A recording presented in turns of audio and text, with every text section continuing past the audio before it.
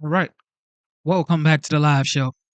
It is currently 4:13 a.m. and of course today's date is the 14th of August 2025.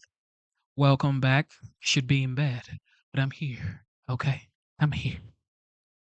It's better to show up than to never show up. Okay? So I showed up. Okay? I showed up. All right. Showed up. And with that being said, it is your boy Genesis and it is currently the Genesis Show. And we're going to check out the OG, the 45th, now the 47th President of the United States, President Donald J. Trump, the Commander in Chief.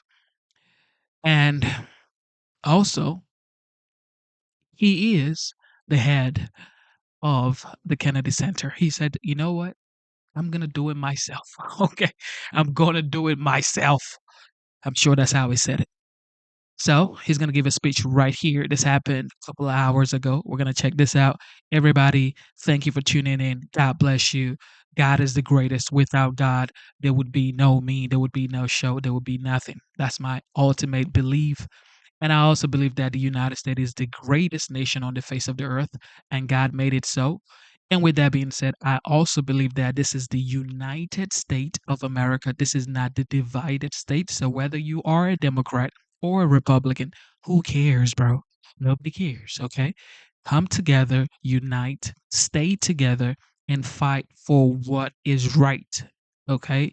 Which is the American dream, which is law and order, okay? Which is good things in America. That's what everybody wants. Everybody wants safety, money in their pocket, safe borders, uh, great schools for their kids. You know, those are universal, universal values that everybody shares. So everybody come together and let's have a good time. Okay, be nice in the comment section. All right. Don't be attacking anybody because you are literally talking to your fellow American brother and sister. All right? Here we go. Sit back, relax, enjoy the show, and have some fun.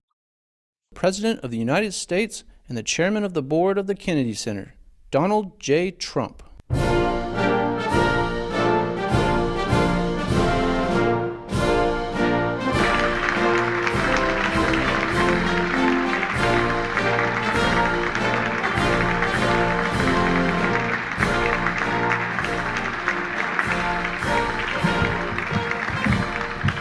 Thank you very much. This is a very exciting project. We're going to do something that will go rapidly, relatively inexpensively, and will make it better than it ever was, frankly. It'll be something that people are going to be very proud of.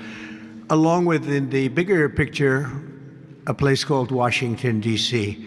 That is the bigger one, and we'll talk about that in a little while. But let's talk about right now the Kennedy Center, and I'm delighted to be here as we officially announce the incredibly talented artists who will be celebrated later this year at the 2025 Kennedy Center Honors. It's going to be a big evening. I've been asked to host. I said, I'm the President of the United States. Are you fools asking me to do that? Sir, you'll get much higher ratings. I said, I don't care. I'm President of the United States. I won't do it. They said, please. And then Susie Wells said to me, sir, I'd like you to host. I said, okay, Susie, I'll do it. That's the power she's got. But I just, so I have agreed to host. Do you believe what I have to do? And I didn't want to do it, okay? They're going to say, he insisted. I did not insist. But I think it will be quite successful, actually. It's been a long time. I used to host the Apprentice finales, and we did rather well with that.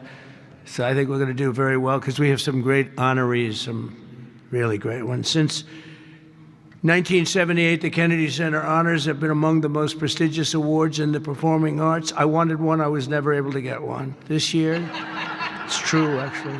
I would have taken it if they would have called me. I waited and waited and waited, and I said, the hell with it. I'll become chairman, and I'll give myself an honor. Maybe I'm going to honor, next year we'll honor Trump, okay? This year, the board has selected a truly exceptional class of honorees. I mean, really exceptional. First is country music star, actor, and producer George Strait.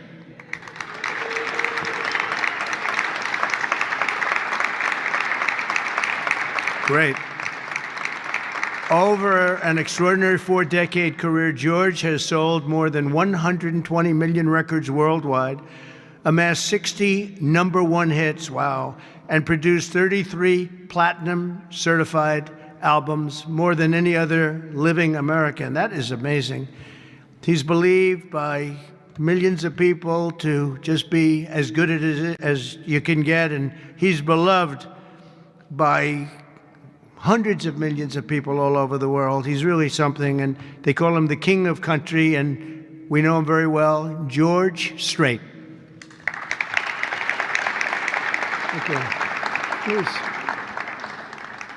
Oh, it looks nice. You're a good-looking guy. I hope he still looks like that.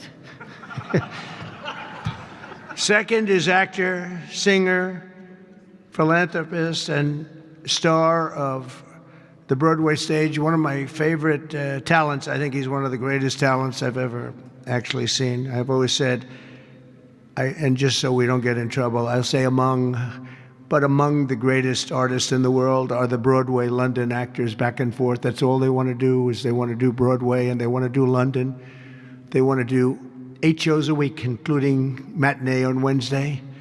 And if you said make a movie, they can't even think about it. If you say go on television, they don't want to. All they want to do is be on the stage, the live stage, and it's amazing. But I've always said they're the most talented people.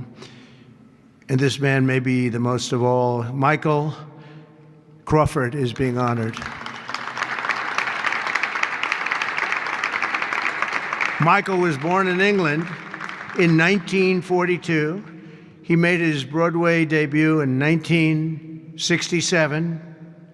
I was there. I shouldn't say that, but I was there. Seems like a long time ago. And he became an international sensation in the 1980s for his original portrayal of the Phantom of the Opera, one of the greatest ever, ever, ever, ever. You don't see him like that very often. Winning him the esteemed Tony Award for Best Actor in a Musical. He's won so many awards.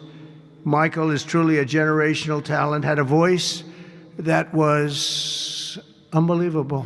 It was unbelievable. There's never, I don't know, Luciano Pavarotti had a very different voice. The power was incredible, magnificent. Michael had a different kind of a voice. These are just unbelievable talents.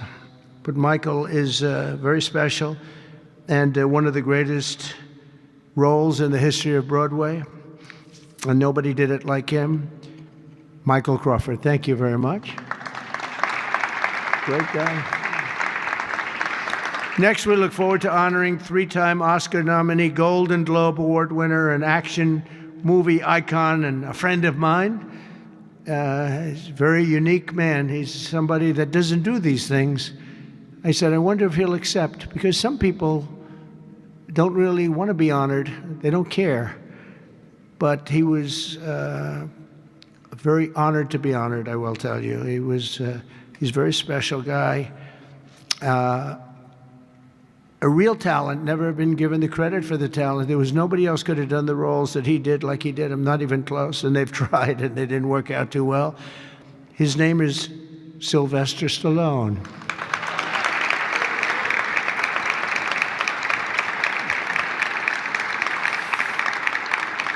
So it's very few, almost, if any, people that could have taken a name and made it so incredible, like Rocky, Rambo, Creed, and others. But think of it, Rocky, Rambo, if you did one, you're good.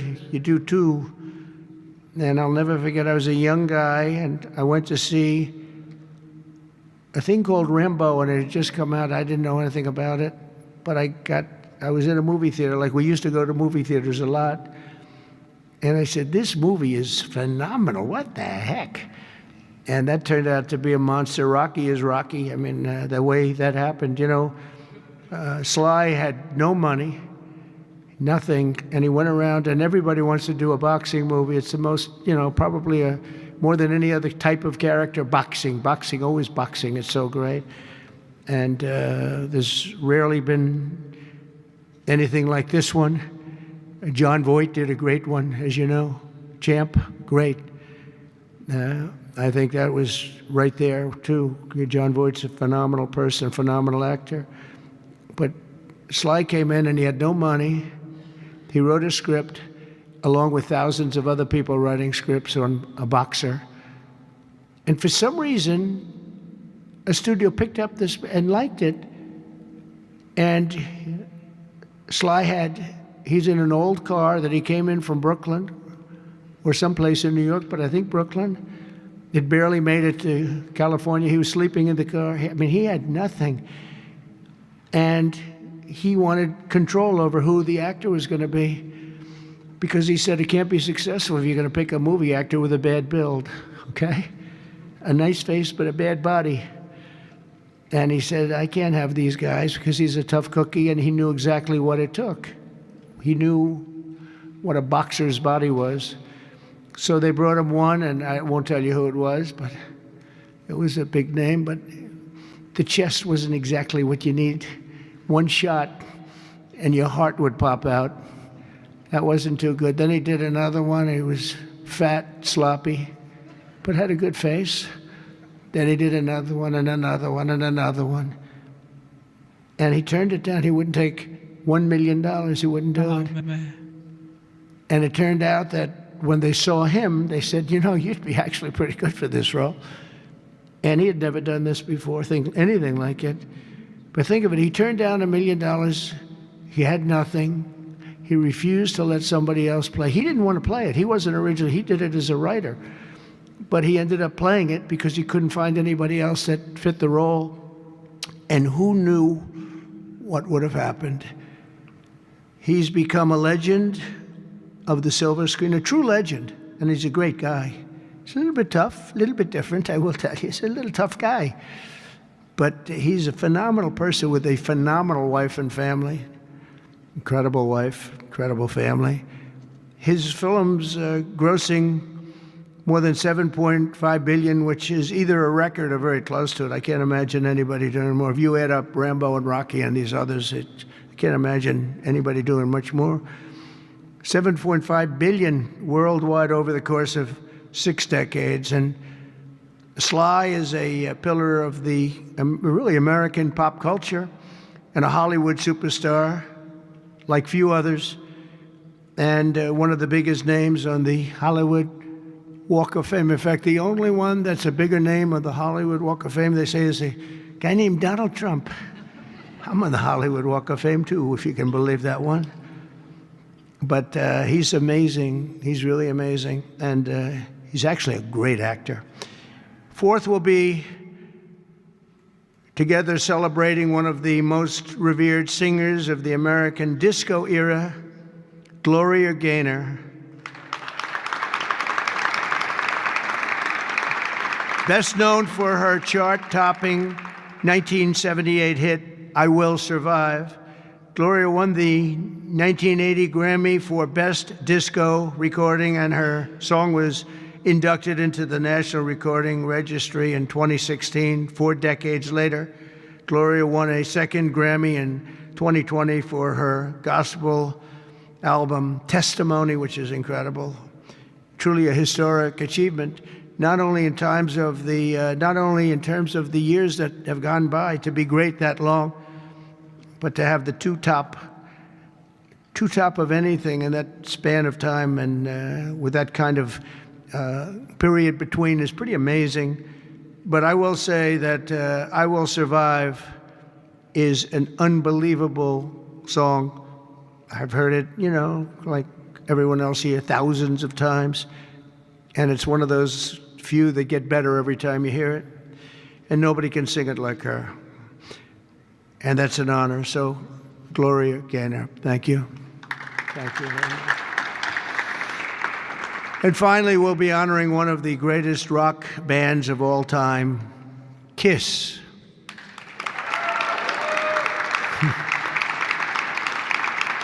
So Kiss was formed in 1973 in New York City by founding band members, and incredible people, by the way, Paul Stanley, Gene Simmons, Ace Frehley, and Peter Criss. Kiss became a global phenomenon, sold more than 100 million records worldwide, and produced 30 gold albums and lots of other things they produced. They made a fortune.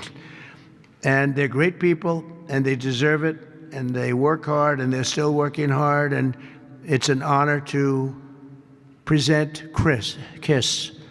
Thank you very much. Got it? Yeah. Thank you. And they're going to do something very special. Kiss is going to be here on a little bit before the show. I think they're going to do something very special. We're going to have a good time. The 48th Kennedy Center honorees are outstanding people, a standing group, incredible. We can't wait to celebrate the Kennedy Center honors. It'll be in December. It'll be on CBS. In a few short months since I became chairman of the board at the Kennedy Center, we have completely reversed the decline of this cherished national institution. It was being run down. Money wasn't being spent properly. They were building things they shouldn't have built that nobody wanted instead of taking care of the great gem that it is. You look at the marble, look at the quality of the marble and the things that with a little fix-up and a little work, we can make it unbelievable. These columns, when you see them the next time, they'll be magnificent. I mean, we have some great plans for this. The bones are so good. The bones of a building. If you don't have the bones, you might as well forget it. I'm working on another building, a thing called the White House. We're fixing it up so beautifully. It needed it. It's been many, many years since it's been properly taken care of. It's incredible. One of the great places of the world. Maybe, I mean, truly, to me, is there anything else even close? But we're doing that and doing some other things, and we're going to also fix up a place called Washington, D.C. We're going to make it so beautiful again. We're going to be redoing the parks, redoing the grass. You know, grass has a lifetime like people have a lifetime.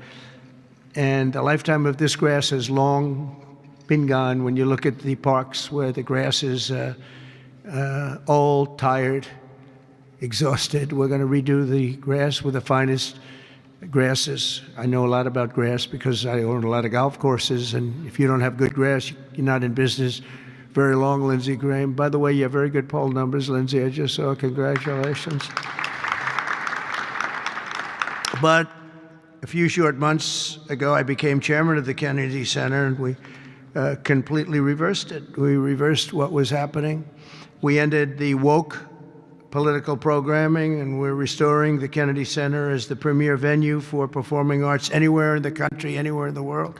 This has the potential to be anywhere in the world. We're going to make it something that people can't even believe. We have some unbelievable plans, and ultimately it's about the talent you get, though. You know, you can have a beautiful building, you can have nice marble walls, you can have nicely done columns, as I was saying, but if you don't have the talent on the stage, and we're going to get the best talent in the world. To that end, the world-renowned musical Les Mis had a phenomenal 5-week sold-out run this summer, beat projected revenues by 35%. And we've raised over $10 million in private funds from a lot of generous donors, and we closed the $26 million budget shortfall that they had for before we got here.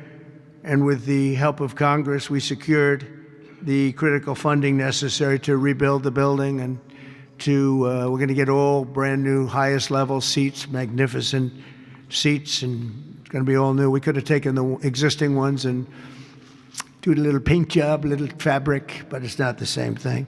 So we'll be taking out next season. All of the seats will be taken out. The room is being completely rebuilt. And I just want to thank the Republicans in the Senate, headed by Lindsey in that case. Lindsey was she's a big fan of this building.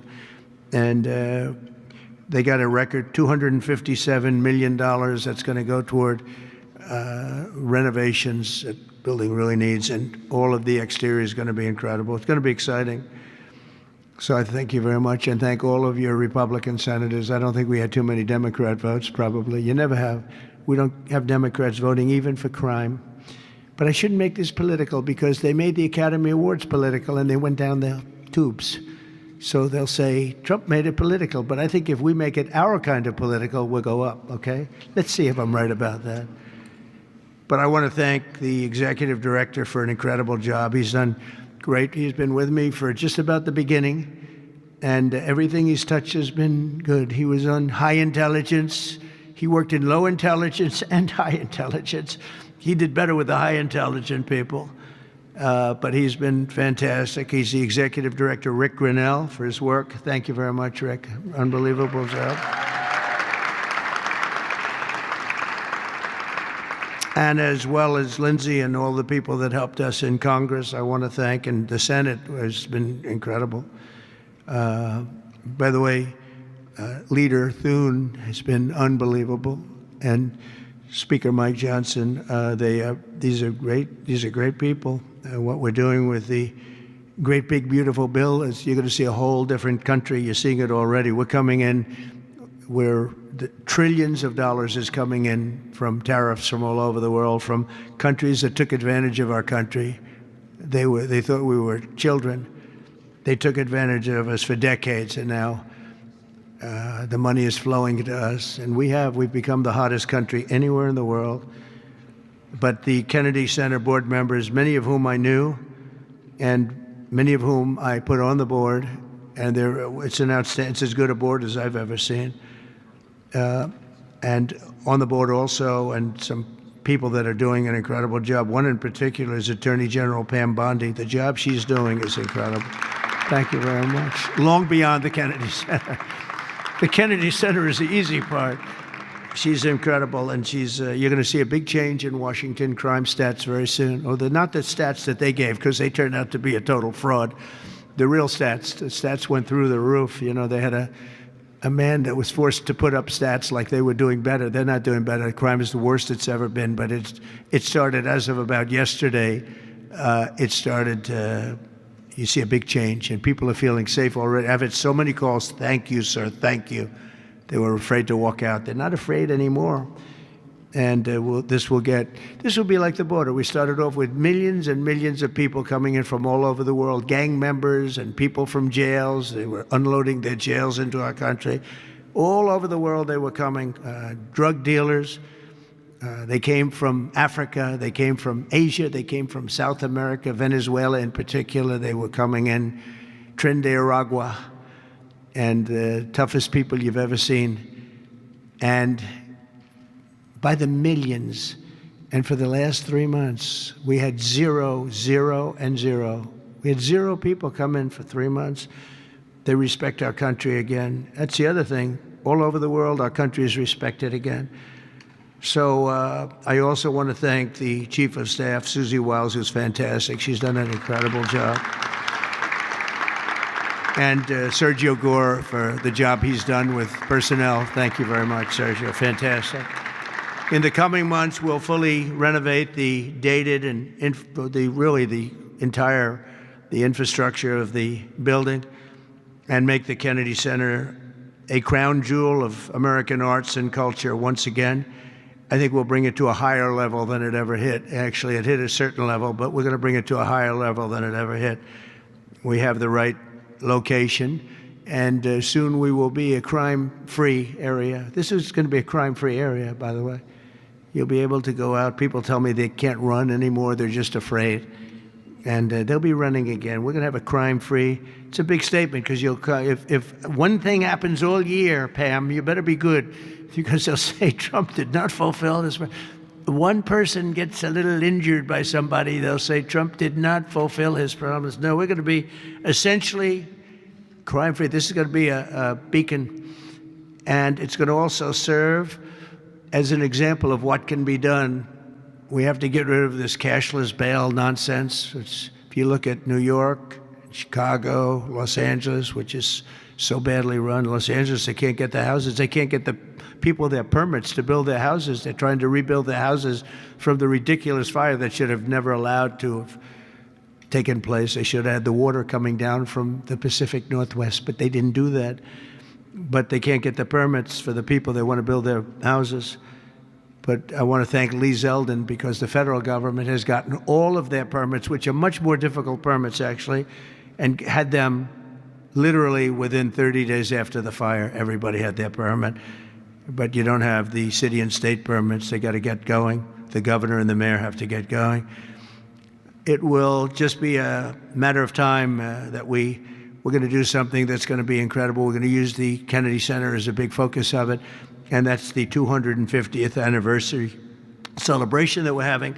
So it's 250 years. So we have the Olympics, we have the World Cup, and we have the 250th anniversary celebration, all in this administration, and it's an honor that we were able to not be allowed to do what we were illegally and what we were supposed to do, and that was we had a great election in 2020. We won the election by a lot, but it was a rigged election, and we had to wait 4 years, and we waited 4 years, and it's interesting because I got the Olympics and I got the World Cup. I can't claim that I got the 250th. That one's a big one, but I happen to be here. But I got the Olympics, I got the World Cup, and I said, the shame of it is that I'm not going to be president when it happens. And lo and behold, look what happens.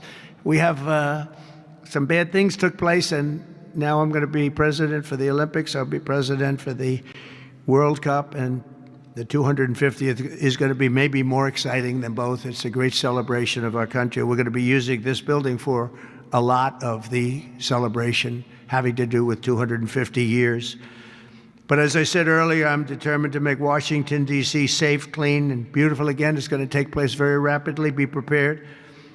And a big part of that's going to include the Kennedy Center. So thank you very much. And I want to thank everybody for helping us. This is mostly the group right here they're young, they're smart, they're ambitious, they want my job. Someday one of them will probably have it. But we have a great group of people that are putting this together, and they're also helping us with Washington, D.C. We're going to make Washington beautiful. We're going to redo roads. We're going to redo the medians, the pavers, and the medians all throughout the city. We're going to take all the graffiti off. We're going to have to remove the tents and the people that are living in our parks. We're going to be redoing the parks, the grasses and all. We're going to be going to Congress for a relatively small amount of money, and Lindsey and the Republicans are going to be approving it. I don't know about the Democrats. They don't approve anything. It's amazing. It's like they just don't want to vote for anything. They've got the yips. You know, in golf they say the yips. The Democrats are afraid to do anything because they don't want to be criticized. But fighting crime is a good thing. We have to explain. We're going to fight crime.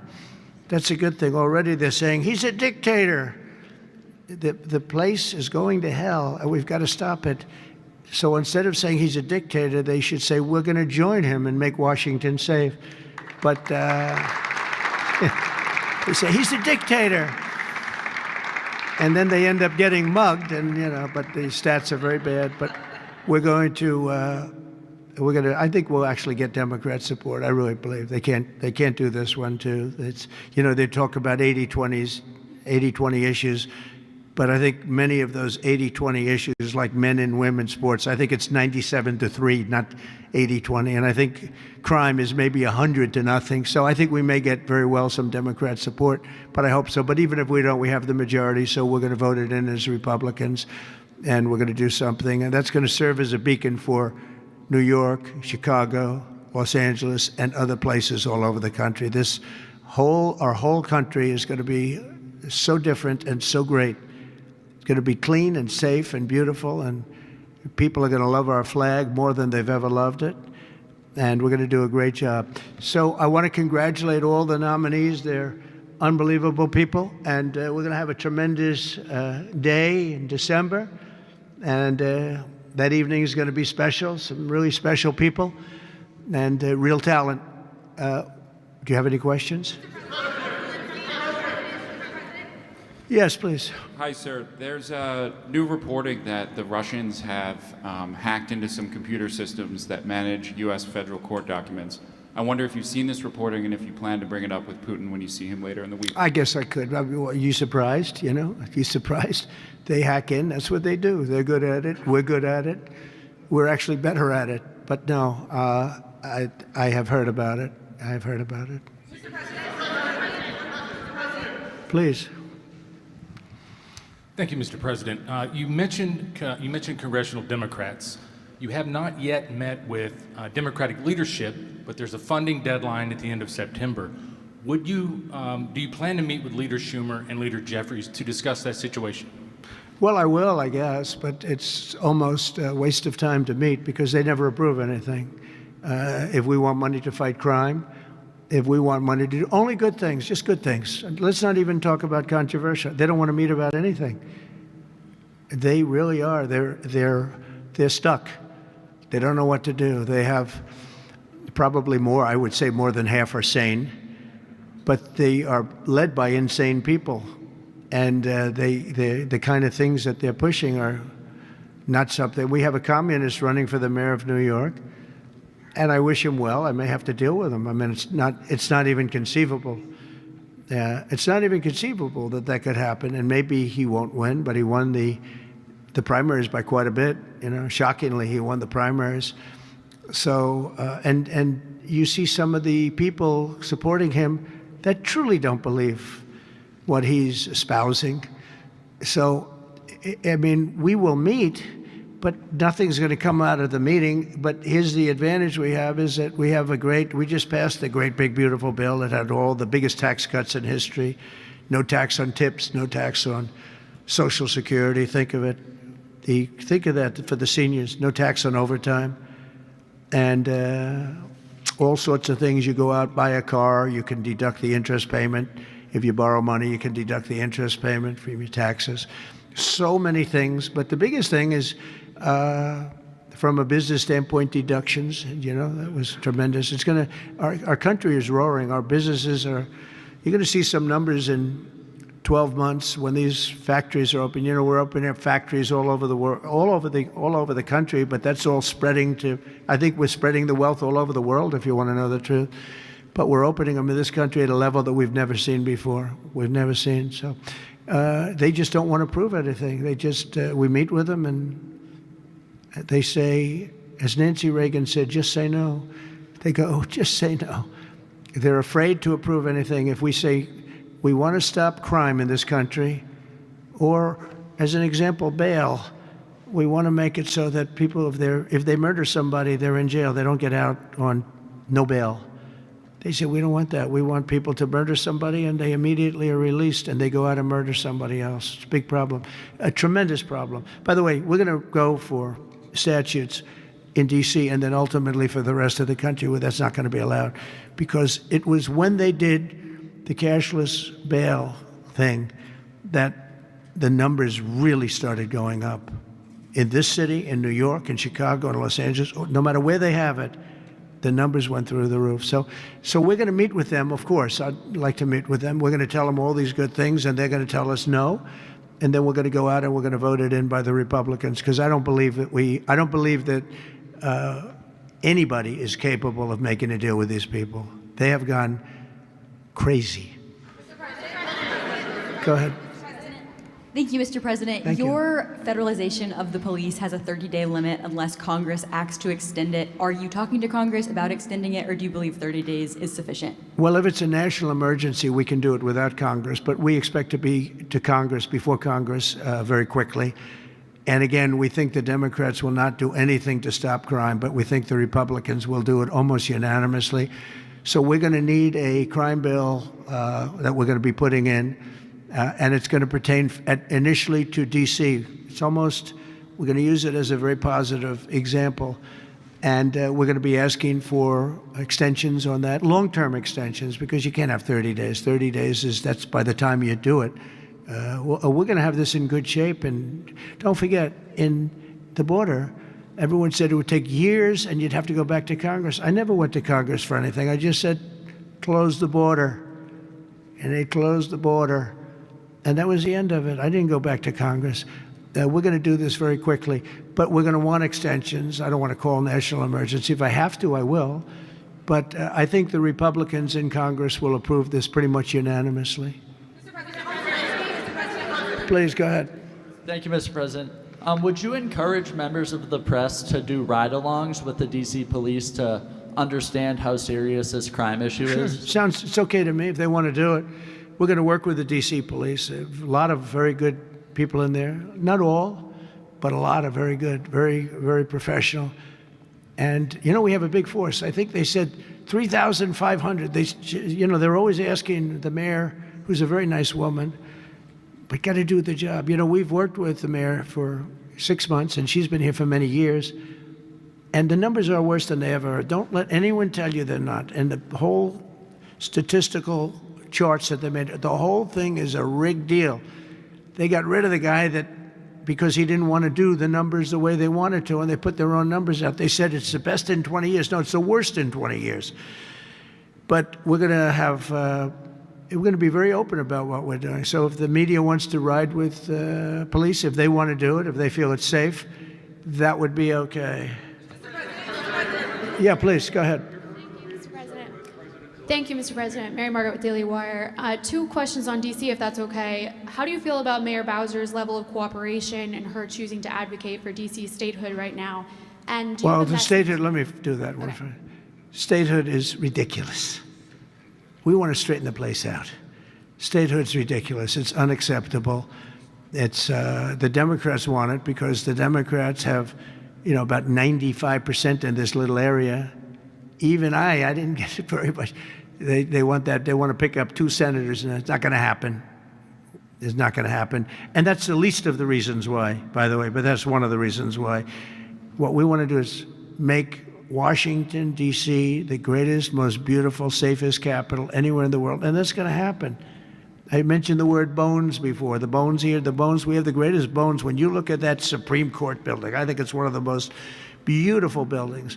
When you look at some of the buildings here, it's so magnificent, and everything's good, but it's just dirty and not properly maintained. It's not taken care of. Potholes in the roads. All of it's going to happen very quickly. We're going to seek a relatively small amount of money for fix-up, and we're going to put it out to bid. And we have great contractors here, great road builders, everything. And we're not ripping roads apart so they're closed for 4 years as they redo the concrete bases. And you don't need that. We need a beautiful topping by a very talented asphalt-type person, somebody that does the job. We go out, when I get contractors, I use great contractors. To me, a great contractor is very special, like a great surgeon, like a great teacher, like a great nurse.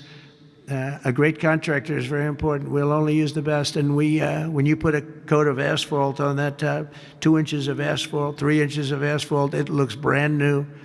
You take all the garbage off. They reseed it, as we call it, or different names, but they take the bad stuff off and they put the good stuff down. It takes not a long period of time. A matter of a few days, you'll have a beautiful, magnificent road.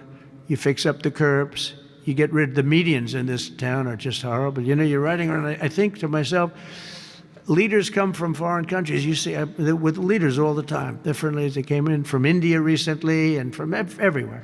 They came in from a war that we just ended, Azerbaijan, and that, and Armenia. We just ended the war. The 2 leaders came in. One of them said, "My country looks better. The roads are better than." We were talking about it. I said, "What do you think?" He said, "Well, the roads are better in Armenia than they are in Washington, D.C. It's embarrassing." And I was asked at the last press conference, they said to me, "How important is it? You're doing world peace. We're going on Friday to Alaska, meeting with President Putin, Russia. How important it is that the capital is important?" I said, "Very, very important." I told my father, said to me, "When you see a restaurant and you want to go and you want to have dinner, and then you go up to the front door and it's dirty, turn around and go back because the kitchen's dirty." It's the same thing with the capital of the United States of America. If it's dirty and unsafe, it sets a bad tone for the rest of the world. So we're not going to do that. We're going to have this capital fixed up, safe, clean, and beautiful in a very short period of time. Go ahead, please. In the back? Yeah, please.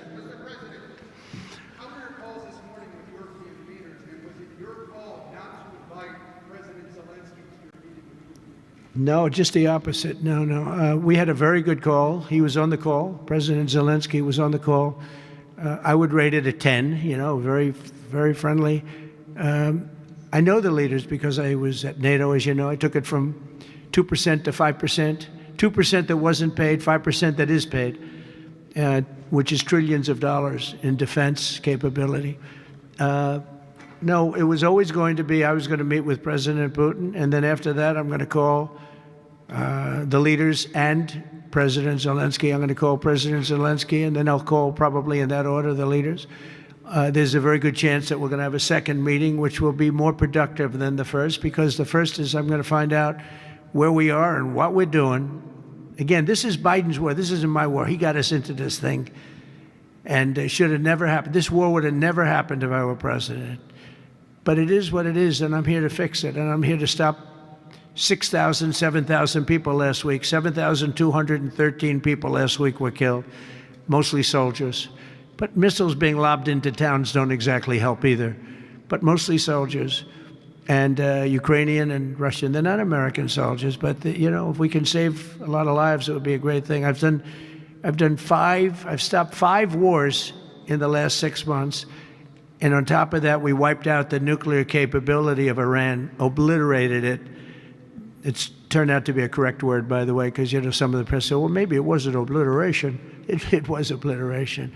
And we're going to meet with, I would say, the second meeting. If the first one goes okay, we'll have a quick second one. I would like to do it almost immediately. And we'll have a quick second meeting between President Putin and President Zelensky and myself, if they'd like to have me there. And that would be a meeting where maybe it could be absolutely work. But the first meeting will not work that out. Certain great things can be gained in the first. It's going to be a very important meeting. But it's setting the table for the second meeting. I think the second meeting, if the second meeting takes place. Now, there may be no second meeting, because if I feel that it's not appropriate to have it because I didn't get the answers that we have to have, then we're not going to have a second meeting. Thank you, sir. Thank you, sir. I didn't ask you. Go ahead, please, address. I just wanted to ask you, thank you, Mr. President. How involved were you in the selection process of these honorees? I would say I was about 98% involved. No, they all went through me. They came over, Rick and Sergio and everybody. They said, I turned down plenty. They were too woke. I had a couple of wokesters. No, we have great people. This is very different than it used to be. Very different. These are great people, and they're not. I don't have any idea of the Republican, because I want people that. The Kennedy Center has everything. Look at the Academy Awards. It gets lousy ratings now. It's all woke. All they do is talk about how much they hate Trump. But nobody likes that. They don't watch anymore. That used to have 45 million people watching. I remember The Apprentice, first season. The Apprentice had 42 million people. The Academy Awards had 41 million people. We were the second show to the Super Bowl. But since then, the Academy Awards have gone down to, I think they've gone down to numbers that are like a regular show, because it went woke. We're not doing it for that reason. We're doing it because we want the great talent. But these are great people. So I was just a very long answer, but I was very involved. Thank you, Mr. President. The Biden administration was auctioning off border wall materials, but we're hearing now that the auctioneers selling those materials back. Are you finishing building the wall? Well, I built hundreds of miles of wall, and I was getting very close. I actually finished the wall, but then I added another 200 miles, because when you do the original wall that I said I was going to build, which I got built, and I got it to the specifications of the Border Patrol and ICE, they wanted steel, they wanted concrete inside, they wanted rebar inside that, they wanted it to have wires. The walls are wired for, all of the internet stuff and security things. And we built it hundreds of miles. We did great. That's one of the reasons, even now, we're able to have such good numbers at zero, or essentially very little people coming in. But Biden, I ordered for another 200 miles. I was going to do another 200 because it's the way it is. And we're all set to do it. Then we had the bad election result, the horrible, what happened to our country, what they've allowed to happen to our country. And we are taking now that wall back. They sold the wall. Now, this is expensive stuff. Hardened steel, very expensive. 9,000-pound concrete and rebar, Rebar is very expensive, the hardest rebound. No, it's very hard to cut. You have different materials. It's very hard to cut because they cut it down if they can. It's very hard to cut. And Biden sold it for pennies on the dollar, 3 cents on the dollar, 4 cents on the dollar. He sold it. And I said, these guys really don't want it. That was when I first realized, when I saw the wall was being put up, because we could have finished the rest of the wall in about 4 weeks, anywhere from 3 to 4 weeks. It was all set to go. It was laying down, ready to be put up. The foundations were, and they took over, and they said, we're going to sell the wall. And they sold it, as you know, for pennies on the dollar. Well, Pam Bondi's been working very hard on suing that company, and I think they reached a settlement where we're taking the wall back. But they stole the wall from us. That wall is so expensive to build, and we had it, as you know, hundreds of miles of it, and they came along and they basically sold it for scrap. And what a shame that is. But that was when I first realized that these people actually want to have open borders. And no country has poor countries don't have open borders. No, we had open borders where people just walked in. It didn't matter what they looked like, who they were. We had 11,888 murderers, half of whom killed more than one person. Literally killed more than one person. And this is who we took into our country. So the wall is the least of it, but we're going to take the wall back. We're paying a small amount of money, as I understand it, to get it back, to get rid of the litigation. We'll take it back. We'll put it up. Yeah.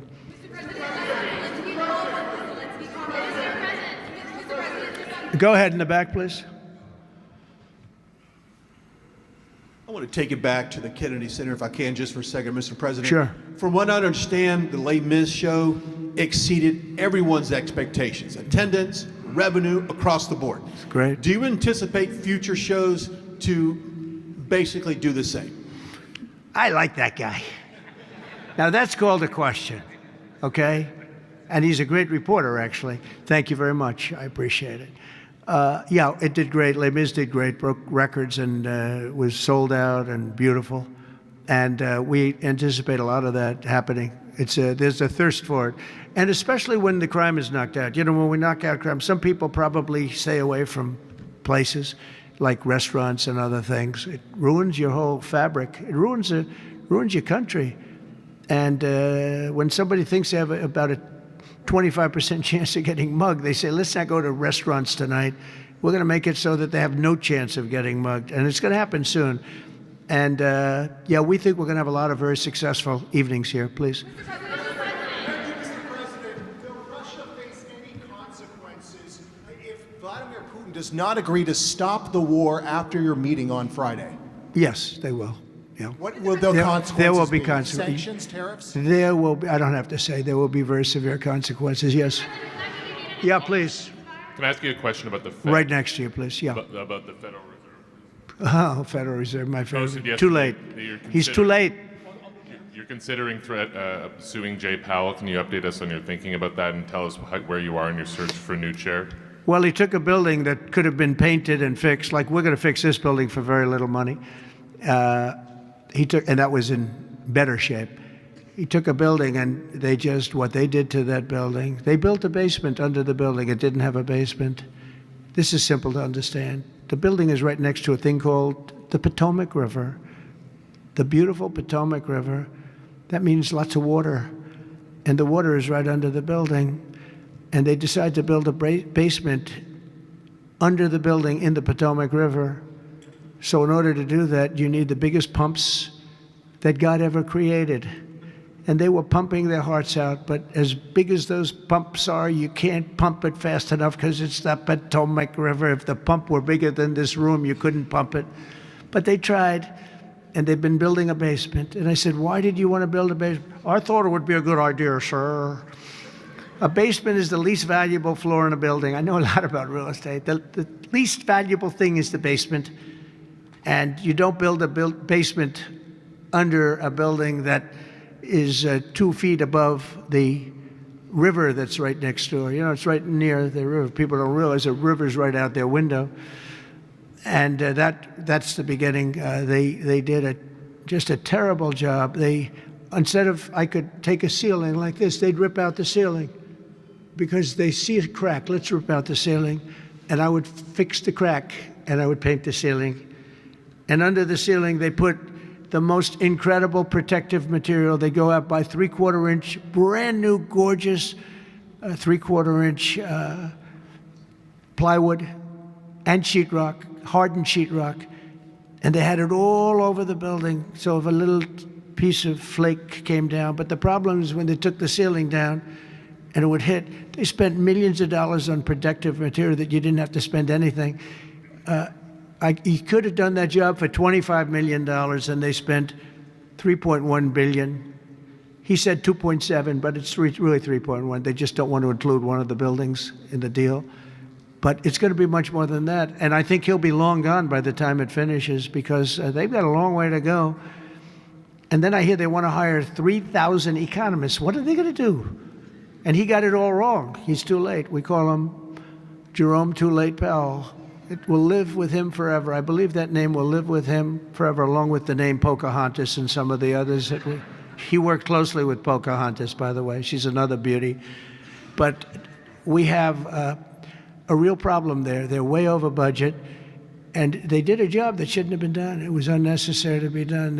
Instead of, I could have gotten the greatest wallpaper anywhere in the world from the finest stores in the world. I could have fixed up a wall a little bit. It would have taken about 2 hours, and covered it with the most magnificent silk and most magnificent paper for thousands of dollars as opposed to tens of millions of dollars. What a shame it is that they did.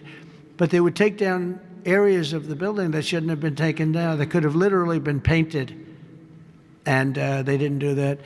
So they've got a long way to go. And I think it's just grossly incompetent, but not quite as incompetent as his decision not to do interest rates, take down interest rates, because just like they shouldn't have taken down a ceiling, they should take down interest rates.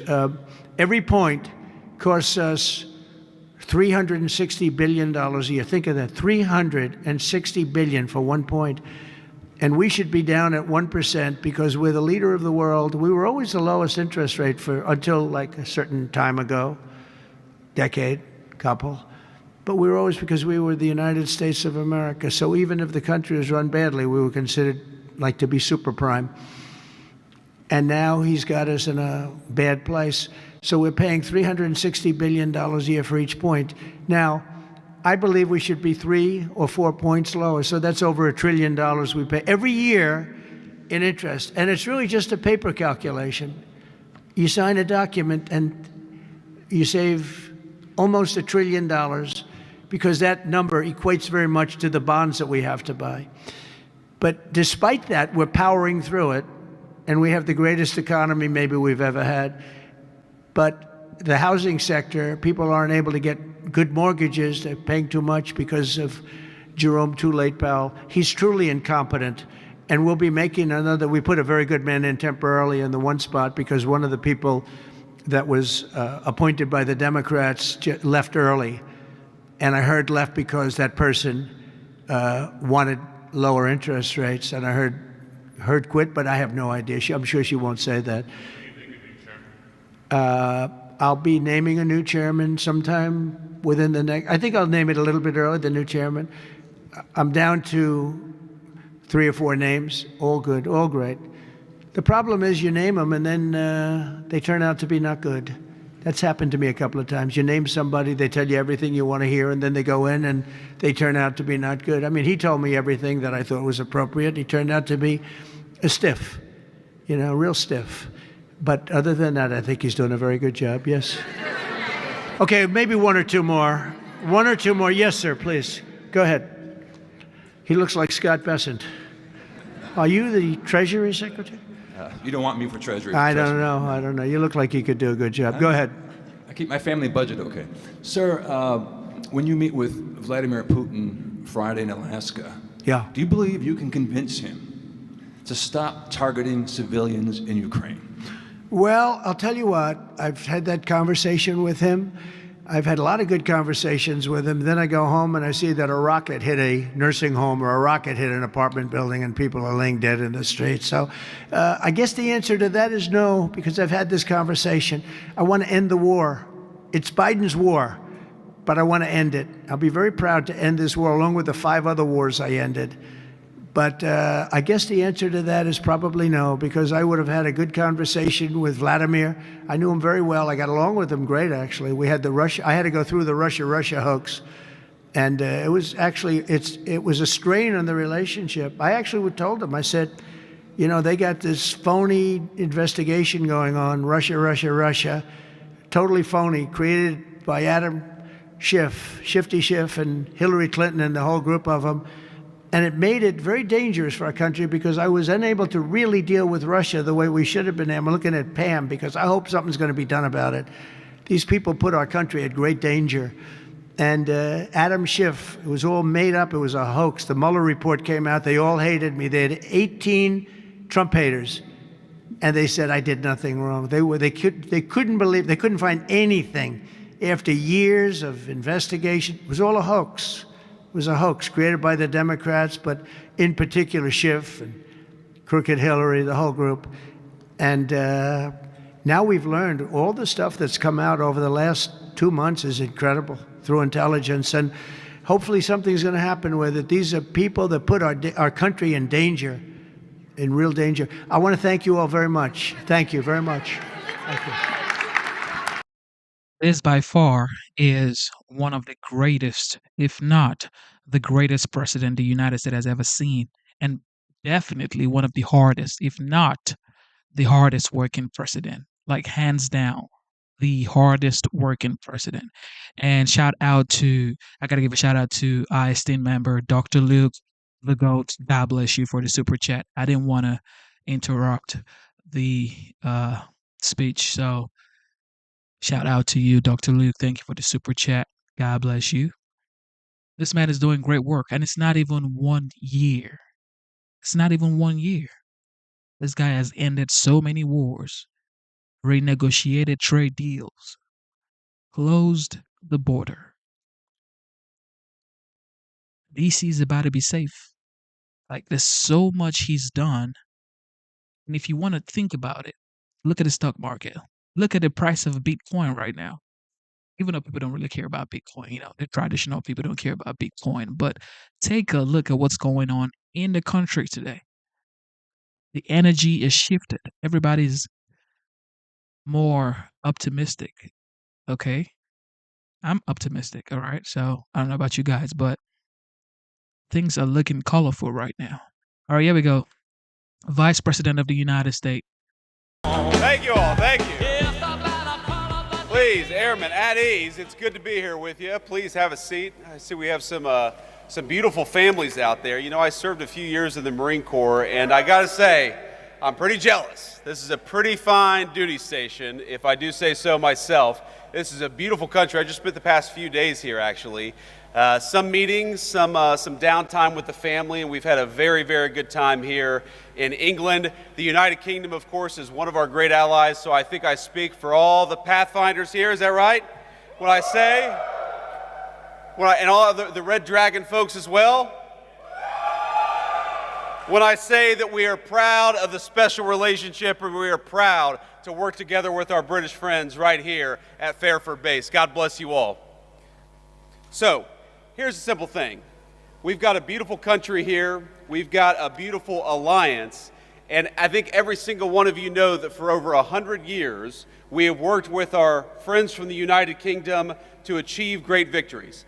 And if you look at the long sweep of history, every time something big happens for the world, every time a great victory is won for freedom and for peace and for prosperity, it is almost always the Brits and the Americans that do it together, and we win every single time we go to war together. You guys know that as well as anybody. But it's not just about going to war, and it's not just winning when we do. When we work together, when we fight together, when we make it clear that we always approach every situation with an open hand, but if things go poorly, we're willing to do what we have to do. We make it easier to achieve peace and prosperity all over the world.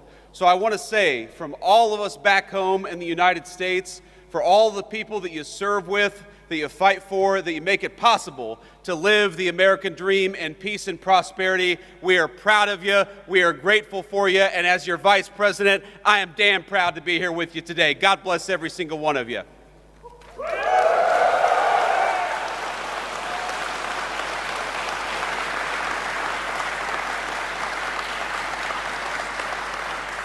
Now, it would be impossible for me to list every single thing that has happened just from this single base over the past 100 years, from World War I to our operations against terrorists in Yemen. The history of this base, of its mission, of all of the things that we've done with our friends from the United Kingdom, it is a very, very proud tradition. So I won't try to list everything that we've done, but you guys know the mission, you guys know the story, and you guys know the history. We have done so much with our English friends, with our friends from the UK, and I started the week at a place called Chevening with the Foreign Secretary of the United Kingdom, further south in the country in a county called Kent.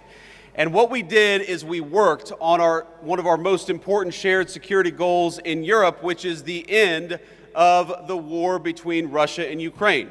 The President of the United States came in 6 months ago, and I just talked to him right before I came on the stage, and he said very simply that we are going to make it our mission as an administration to bring peace to Europe once again.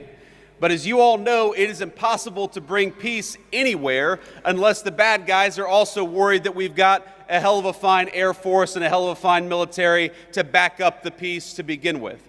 So what you guys do, even though you may not see it every single day, is you make it possible. You make it possible for us to accomplish the President's goals through negotiation. You make it possible for us to go into a room and say, yes, we want peace. Yes, we want to work together. Yes, we'd like to bring an end to this terrible conflict, but we've also got some great airmen back at Fairford and other bases. They're going to make sure that no matter what happens, the peace and the prosperity and the goals of the American people are going to be well served by what you do. So I think if you look back at the last 6 months, if you look back at the number of lives that we've saved in Rwanda and the Congo, the President ended a 30-year war there. If you look at what we've done in the East Asia, where the President ended a conflict, in Serbia, Kosovo, where the President has brought peace to that area of the world, and now, in just a couple of days, with the President heading to Anchorage, Alaska, to try to achieve an end to this terrible war in Russia and Ukraine. You guys make that possible. You guys are the reason why we can go into a negotiation with strength. You guys are the reason why we have leverage in these conversations with world leaders, because they know that if we cut a deal, it is backed up by the finest fighting force anywhere in the world. And that is what makes your job so important, and that's what makes it so important and such a proud moment for me to be here with you today. Because nothing that I do, nothing that we do as an administration is possible without the hard work, the courage, and the skill that you guys bring to the job. Now, I mentioned earlier I was at Chevening meeting with the British Foreign Secretary. I've met with a number of foreign leaders just in the last, hour. I had a call with about 30 European leaders. And over the past couple of days, I've met with a number of leaders across the UK, across political parties, across the generations, because that's one of the great things about the UK's special relationship with the United States is it cuts across political alliances, it cuts across political parties, it cuts across generations, because we've been working together for literally centuries. And you know what every single person that I meet often tells me? They tell me about how impressed they are by the skill, by the determination, and by the dedication of the American military. You all are what make it possible for us to do what we do. When Marco Rubio, our great Secretary of State, goes to engage in some diplomatic negotiation, he knows that he's got the great people of the Secretary of Defense standing behind him. And that fact, the fact that people are impressed by you, the fact that so many people are frankly afraid of you, is why we're able to do what we do as an administration. So I just want to say from the President of the United States, who again I just spoke to, and he told me to give you this message. We're proud of you. We're grateful to you. We know that it's not always an easy job. We know there are often long hours, but I hope you know that the peace and the prosperity and the safety of your countrymen depend on you doing a good job, and we are damn proud of the job that you do every single day. God bless you all, and thank you for having your Vice President here in the UK. That is what a vice president speaks like. What happened to your last vice president? What was her name? I think her name was. She was also the border czar. I think her name was Kamala Harris. I don't think she would be that articulate. But look, I'm not judging anybody. She did what she had to do. She had Sleepy Joe as her commander in chief. Okay. Okay. Look, it is what it is. All right. All right. So, you know what they say? They say, show me your kids, and I'll tell you what kind of parent you are. That's what I've heard. Okay. Show me your kids, and I'll tell you what kind of parent you are. When you look at Hunter Biden, you can tell, okay, the kind of parent he had. Now, let's take a look at Eric Trump and Donald Trump Jr. Here we go. This is a tour against the Trump administration's attack on New York City voters. Nobody but cares. I continue to say that if Donald Trump wants to pick up the phone and say that he wants to deliver on the cheaper groceries that he ran on, I'm willing to work with him on that. It just can never be a partnership at the expense of the people of the city. New York City mayoral candidate who's winning by about 20 points in the latest Siena poll, Zohran Mamdani, says he's willing to work with President Trump despite promising to be President Trump's worst nightmare. So what would this mean for wealthy New Yorkers besides your taxes going up? Let's bring in World Liberty Financial co-founders Eric Trump, Donald Trump Jr., and Zach Witkoff. Welcome, guys. Thanks so much for being here. So much to be here. I hate to drag you into politics, but it is New York politics. I'm shocked that we're going here. Right, but Eric, your thoughts about the rise of the socialist who does not like capitalism or billionaires? Well, that's what's scary to me, right? I grew up in New York. My father's name is on every building in New York. I mean, this is a building, this is a city. These are the markets. This is New York Stock Exchange. This is the NASDAQ, right? I mean, this is the epitome of capitalism around the world. And the guy's coming out and actively saying that he wants to shut down capitalism. I mean, it's the antithesis of what New York City is. The guy is holy scary, and I think it's a disastrous thing for this state, which has already had an exodus of people out of it. And Don Jr., when you talk about people that got to make financial decisions, well, the rich don't care, the successful don't care, but take a look, they do move when they're being pushed. For example, the proposal is a 2% tax of income over the year. The top city rate is 5.9%, so add on to that. The city and state, 16.8%. Federal, state, and city rate, 53.8%. So basically, if you're seeing these numbers, private company or public, what are you going to do? You're going to move to Florida. You're going to move to Texas. You're going to move somewhere else. The reality is no one wants to pay that much. And the reality that's really sad for actual New Yorkers and middle-class New Yorkers is that the wealthiest people, they can move very easily. They can work from wherever wherever they want. Especially They've since seen the that. pandemic. Ever since the pandemic, people realize they don't have to be in an office. They don't have to do these kinds of things. They will move. They are the vast majority of the tax base that funds all of these subsidy programs in New York City. Anyway, you lose 10, 15,000 of those ultra-high net worth individuals.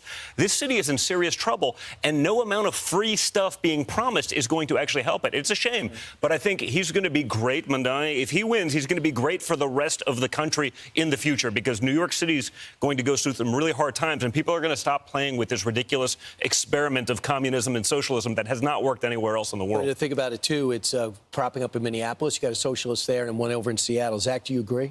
Yeah, I mean, I think the boys said it really well, you know.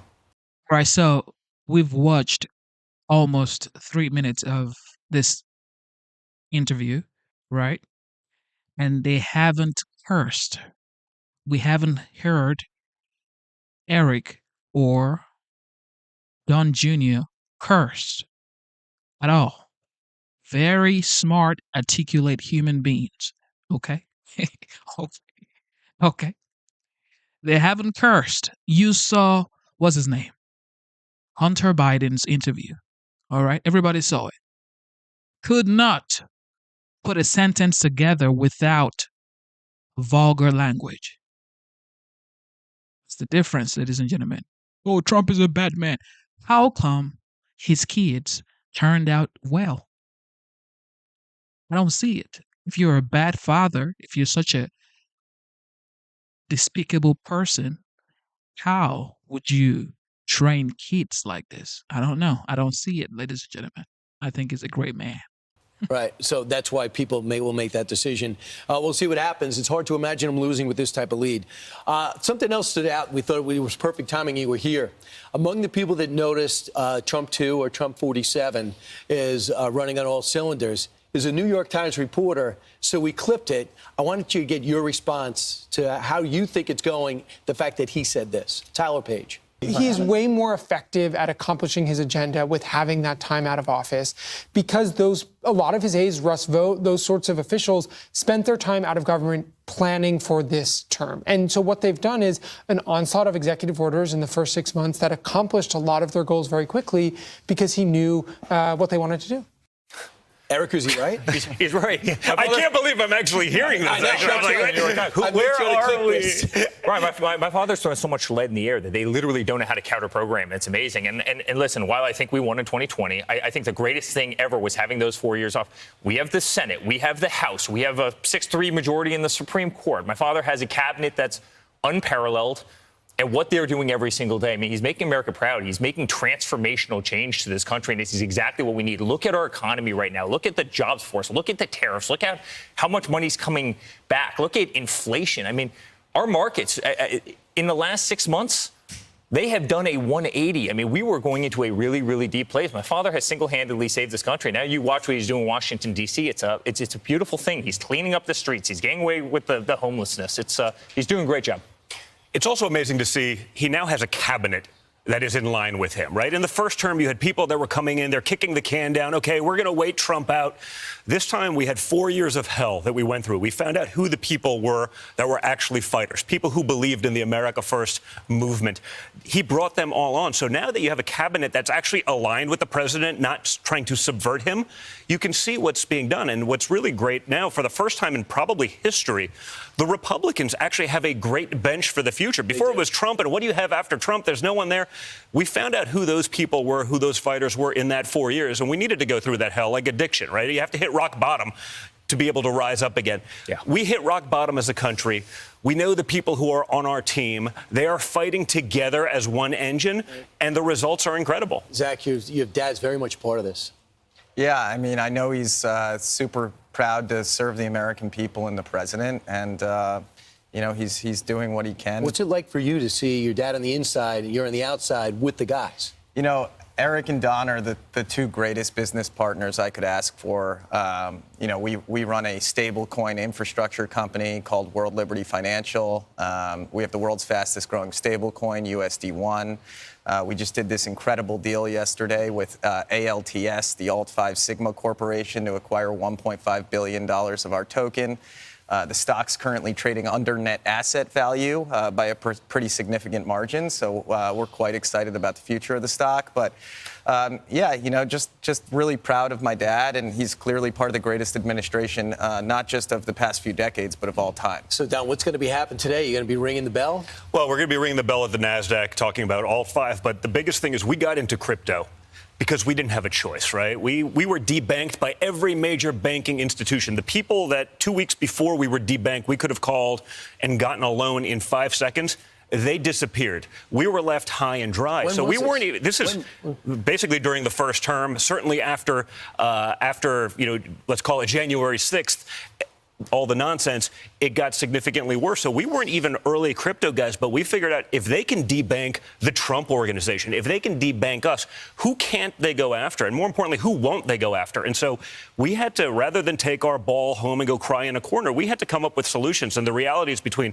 crypto technology, blockchain technology, so much of what the traditional banking system was made up of didn't make any sense. It's grossly inefficient. It takes forever. Right. It's not democratized at all. If you know someone, you can make, we were at the top of a Ponzi scheme. We just didn't even know it. For regular people, it didn't make any sense. So we partnered up with Zach and so many of the greatest guys in the space to really get people to understand what crypto is. And to me, it is absolutely the future of banking. So what we're doing with World Liberty Financial, I think is going to shake up the entire banking system. It is literally the future of finance. And I know it's going to be exciting for you today in about an hour. But, Eric, I want to bring you to this, and all of you.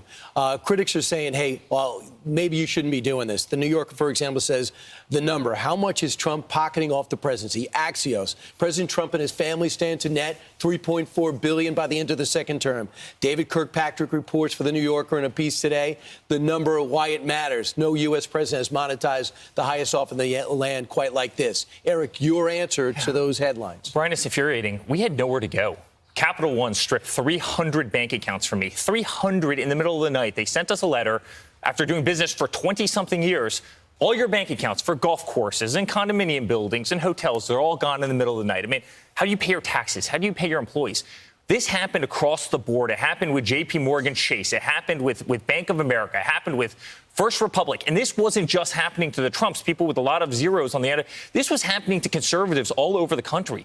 We didn't have a damn choice. So before my father, won the election, before my father was in office, we started getting into cryptocurrency. The people in cryptocurrency were being debanked just like Trump was being debanked. Right. And you know what? It's become the fastest growing industry anywhere in the world. It's actually removed a lot of the power from the big banks who have weaponized their platforms against the American people, and I could not be more proud to be. I don't notice them talking about the hundreds of millions of dollars we had to spend fighting lawfare. That doesn't matter, right? That was all nonsense, right? Russia, you name it. Impeachment 1, hoax 2, 3, 4, 5, infinity.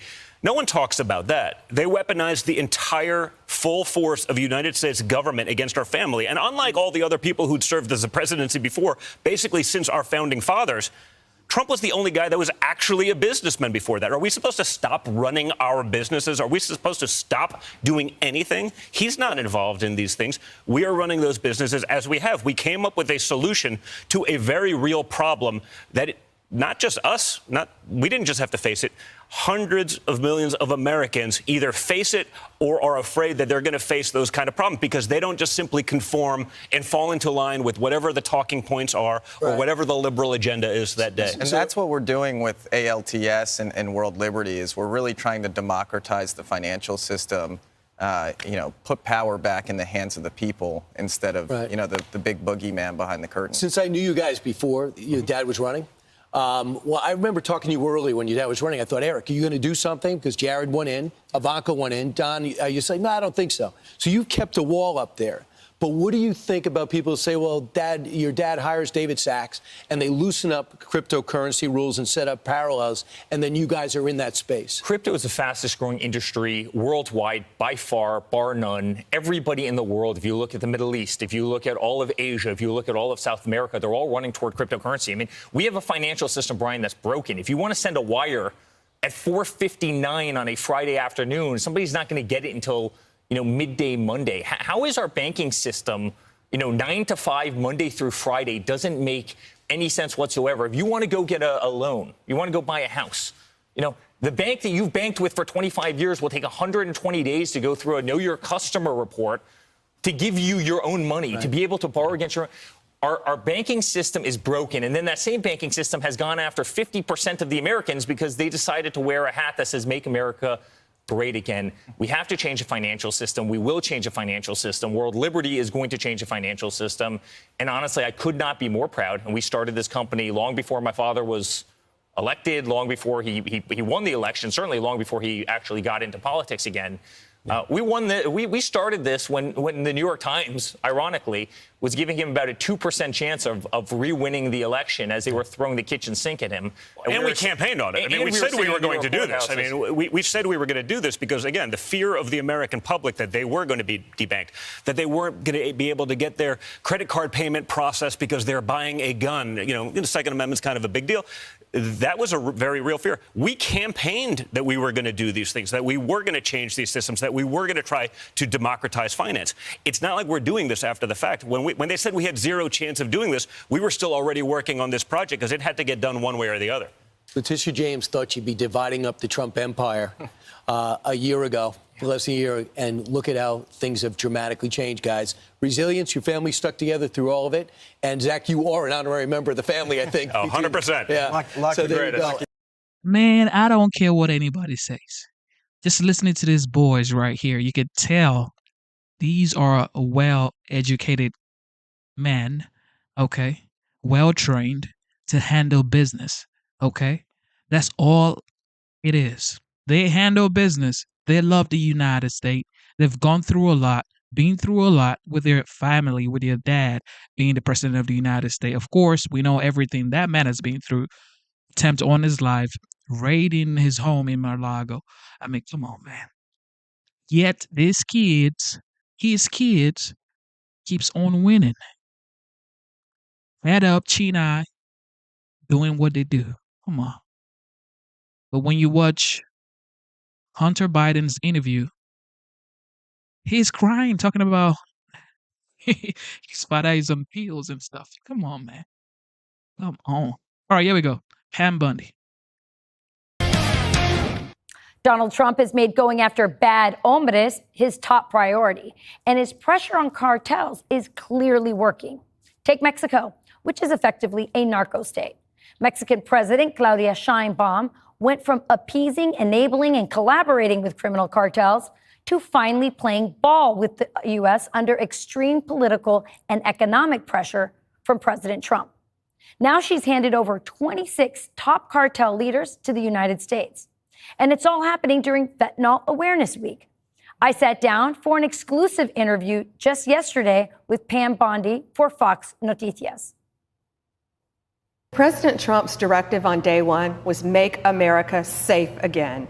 And that is stopping the deadly flow of cocaine and other drugs coming into our country. We see young kids dying every day from this abuse. I don't think any teen, any adult thinks they want to take fentanyl. They think they're taking cocaine. They think they're taking some other drug, but often it's laced with deadly fentanyl. And that's why Fentanyl Awareness Week is so important for our country. But make no mistake, the Mexican government isn't doing this out of the kindness of their heart. The only reason they're sending these killers to face justice in the U.S. is because President Trump is forcing Claudia Sheinbaum. Of all the messes Biden left behind, the Western Hemisphere might be the biggest President Trump has to clean up after the border, and it won't be easy. Everyone knows that Hamas and Hezbollah are transnational terrorist organizations. But guess what? We have organized transnational terrorist groups right here in our own hemisphere. And the biggest ringleader is not far from the state of Florida. Attorney General Pam Bondi says Venezuelan dictator Nicolás Maduro uses groups like Tren de Aragua, the Sinaloa cartel, and the Cartel of the Suns to bring deadly drugs into our country through Mexico. And with the drugs comes violence. Trump is sending a message to criminals and narco dictators like Nicolás Maduro. He put a reward of $50 million for information leading to Maduro's arrest. That's the biggest reward ever offered by the U.S., even bigger than Osama bin Laden. This is twice the highest reward previously offered for any American fugitive in our nation's history. And here's why. This is not a legitimate presidential regime. He is a narco-terrorist. He and his associates are flooding our country with cocaine as a plot against America. He is one of the biggest drug traffickers in the world, and he must be brought to justice. Cocaine, other drugs are killing Americans. But it's not just narcotics. The illegal drugs flowing into our country bring an onslaught of violence and criminal activity that sweeps up anyone caught in its path. And it's not only the cocaine. With that, what comes with that? The human trafficking, the weapons, the gangs terrorizing our country and many other countries. This is organized crime, no different than the mafia. Socialists have been in power in Venezuela for nearly 30 years. During that time, Venezuela went from being the richest country in Latin America to the poorest in the hemisphere next to Haiti. Maduro uses oil and drug money to finance his illegitimate government. 1 year ago, there was a presidential election, and Maduro lost by 70% of the vote. But he refused to leave office, and he used his military to steal the election. While his people starve, he and his henchmen are laundering the drug money into luxury goods all over the world. Since President Trump took office, Pam Bondi and the DOJ have actually confiscated over $700 million in assets. Maduro-related assets are over $700 million in total that we have already seized. These assets include 2 multi-million-dollar jets, multiple homes, a mansion in the Dominican, multiple multi-million-dollar homes in Florida, a horse farm valued at millions of dollars, cars, 9 vehicles, I believe, jewelry, millions of dollars in jewelry and cash. First, President Trump declared cartel terrorist groups. Then he stopped the oil investments from Chevron going to the Maduro regime. He's seizing Maduro's stolen assets, and now we put a $50 million bounty on him. The walls are closing in for Maduro, and he knows it. Here's why all this matters to America. If Maduro falls, communist Cuba and Nicaragua will also crumble, and President Trump will effectively tell the communists and the Chinese who's the new sheriff in the Western Hemisphere. This is actually bigger than what's happening in Alaska. Ukraine and Russia are on the other side of the world, but Donald Trump's cleaning up our neighborhood.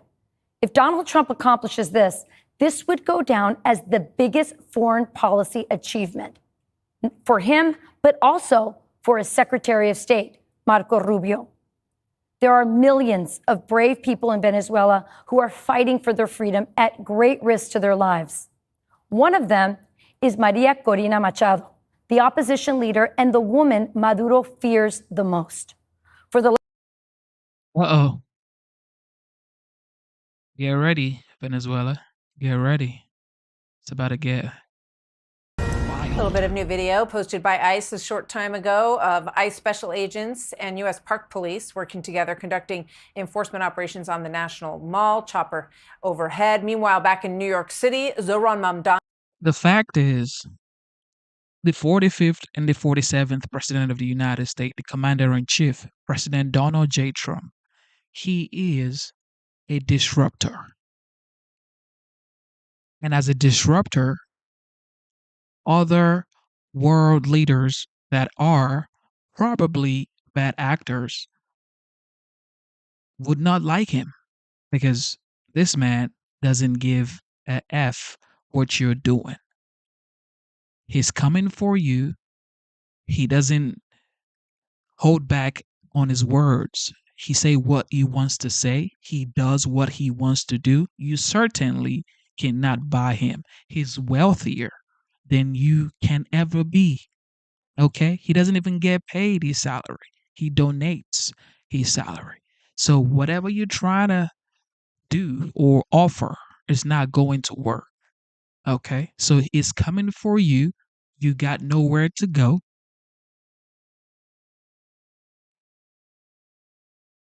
Trump is the ultimate disruptor. And I called him the ultimate, this was a couple of months ago when he was running with Kamala Harris. I called him the complete ultimate warrior. Like the Wolverine. He never dies, bro. No matter how hard you punch him, push him down, try to drown Trump, he's coming back up. And you will, for sure, 99.9% lose to Trump. It's like almost certain. Look, I don't know how he does it. God has blessed him. That's all I can say. Only God can give you that kind of resilience and long suffering. Because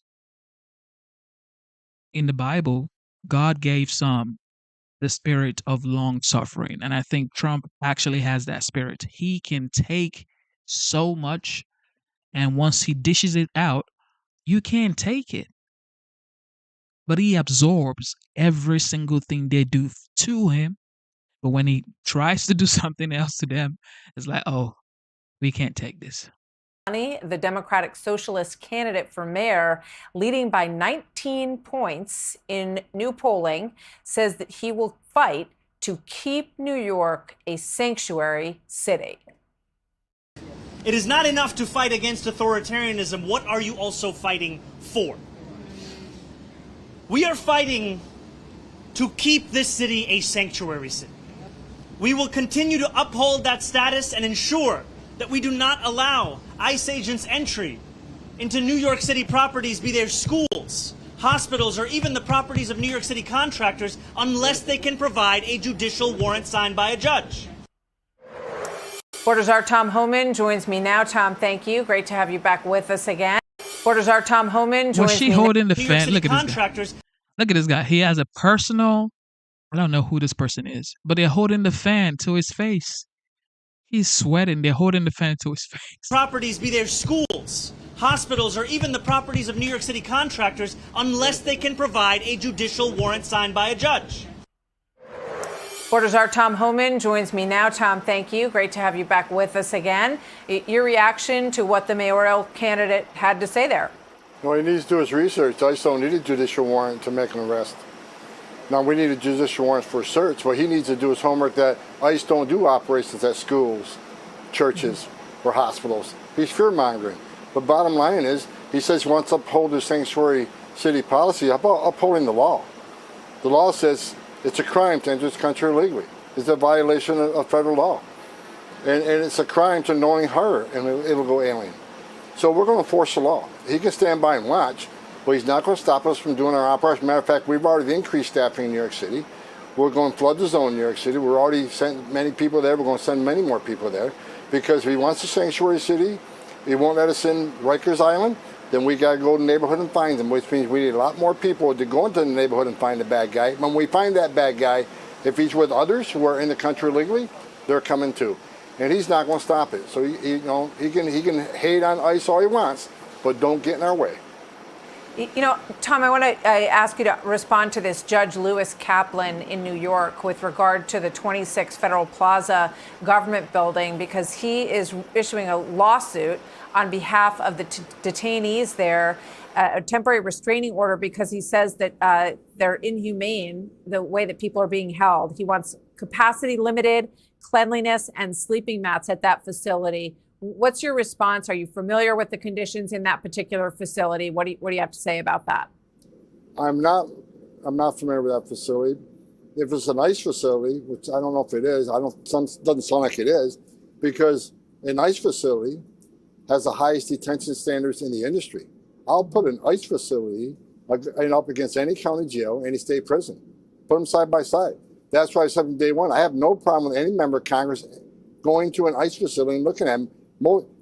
The vast majority, if not all the time, they go in there, they're shocked at how high our detention standards are. Matter of fact, when I was the ICE director, I had sheriffs end contracts with us because they said they don't give these kind of standards to U.S. citizens. Why would they give them to illegal aliens? So I want people to go to ice.gov and look up detention standards. You look at those detention standards and what we provide.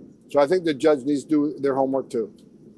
Let me ask you about the D.C. situation. And does the fact that there's National Guard there now, it's a sanctuary city, like sanctuary cities across the country, but it's unique in that it has federal control. And now you've got National Guard on the ground side by side with ICE. Does that combination basically negate the sanctuary city status in Washington, D.C., at least for these 30 days in terms of what you can do there, Tom?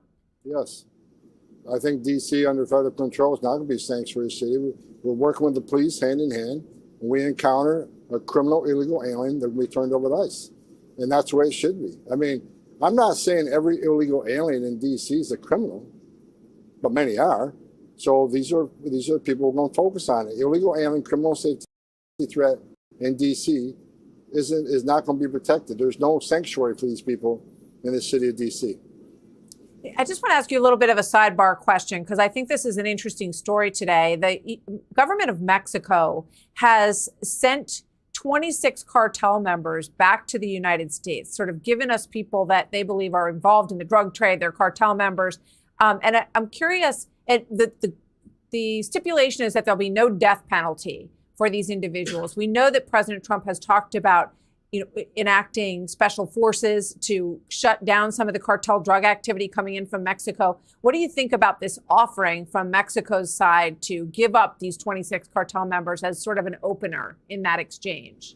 Well, look, I said from day one, all the way back to the Republican National Convention, that President Trump will wipe the cartels off the face of the earth. And he would designate them terrorist organization, and he has. Because the criminal cartels of Mexico have killed more Americans than every terrorist organization in the world combined. So this is one of the steps President Trump's taken. The Biden administration could have asked for cartel members to be extradited to this country, but they didn't. They had an open border. Multiple pounds of fentanyl came across the open border and killed 250,000 Americans. President Trump has committed to American people to make this country safe again. He's going to save lives. He's going to shut down the cartels and wipe them off the face of the earth, and this is exactly what he's doing. Yeah. And in February, just weeks after President Trump took office, they sent 29 cartel members back to the United States. And among them was someone who had killed one of our U.S. DEA agents back in 1985. So at some closure of some sort for his family. Tom Homan, thank you very much. Good to have you with us today. Yeah, thanks for having me. Hey, Sean Hannity here. Hey, click here to subscribe to Fox News YouTube page. All right, here we go. More Mamdani. Hi. So what made you decide to not defund the police? What made you decide? Okay. Promising vulnerable people. Our very own Nicole Parker caught up with New York City's radical mayoral candidate Marxist Mamdani outside of a campaign event. Got 3 questions in and got an answer. Mamdani did eventually answer several of the questions, which is kind of good news. After getting heckled by locals, we're going to bring you the full exchange. That's straight ahead, that exclusive tape. Plus, like a clown in a circus, Beto Bozo O'Rourke is desperate for attention yet again. Take a look. We are in a basketball game right now, if you'll excuse the metaphor, where the refs have left the arena. And the other side is just clobbering out of us, just punching us in the face, kicking us in the nuts, and we're kind of throwing our hands up. Oh, meanwhile, fellow failed politician Stacey Abrams, she has a big new gig at Harvard. The university is calling the 2-time loser a political mastermind. If she was such a mastermind, why didn't she win? Anyway, as you can tell, the Democratic Party, not in great shape. It's run by radicals. But Illinois power-hungry Governor J.B. Pritzker is struggling to come to grips with reality. Take a look at this. Yes, winning elections is partly about messaging and strategy, but it's mostly about values and delivering on them. And our values are exactly where they ought to be. So it's time to stop apologizing when we're not wrong. Don't change it all. Listen to the governor of Illinois. Those values are right where they need to be to lose every election. Government funded, taxpayer funded transgender surgery, gender affirming care for kids, higher taxes, open borders, get out of jail free cards for violent felons, repeat offenders, defund, dismantle, no bail laws. How's it all working out? How's woke working out? And anyway, the most liberal city in America, our nation's capital, we know that's a dumpster fire.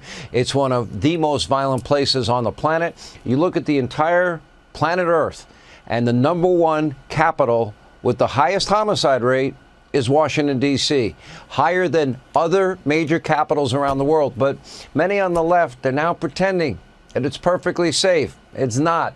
And they are content to sacrifice lives, prolong suffering, ignore the glaring problems in America's capital city, because for them, nothing is more important than hating Donald Trump every second, minute, hour of every day. At this point, the left has become so deranged that even members of the legacy media mob that are usually, running point for them, they're desperately trying to steer them back on track with just a gentle dose of reality.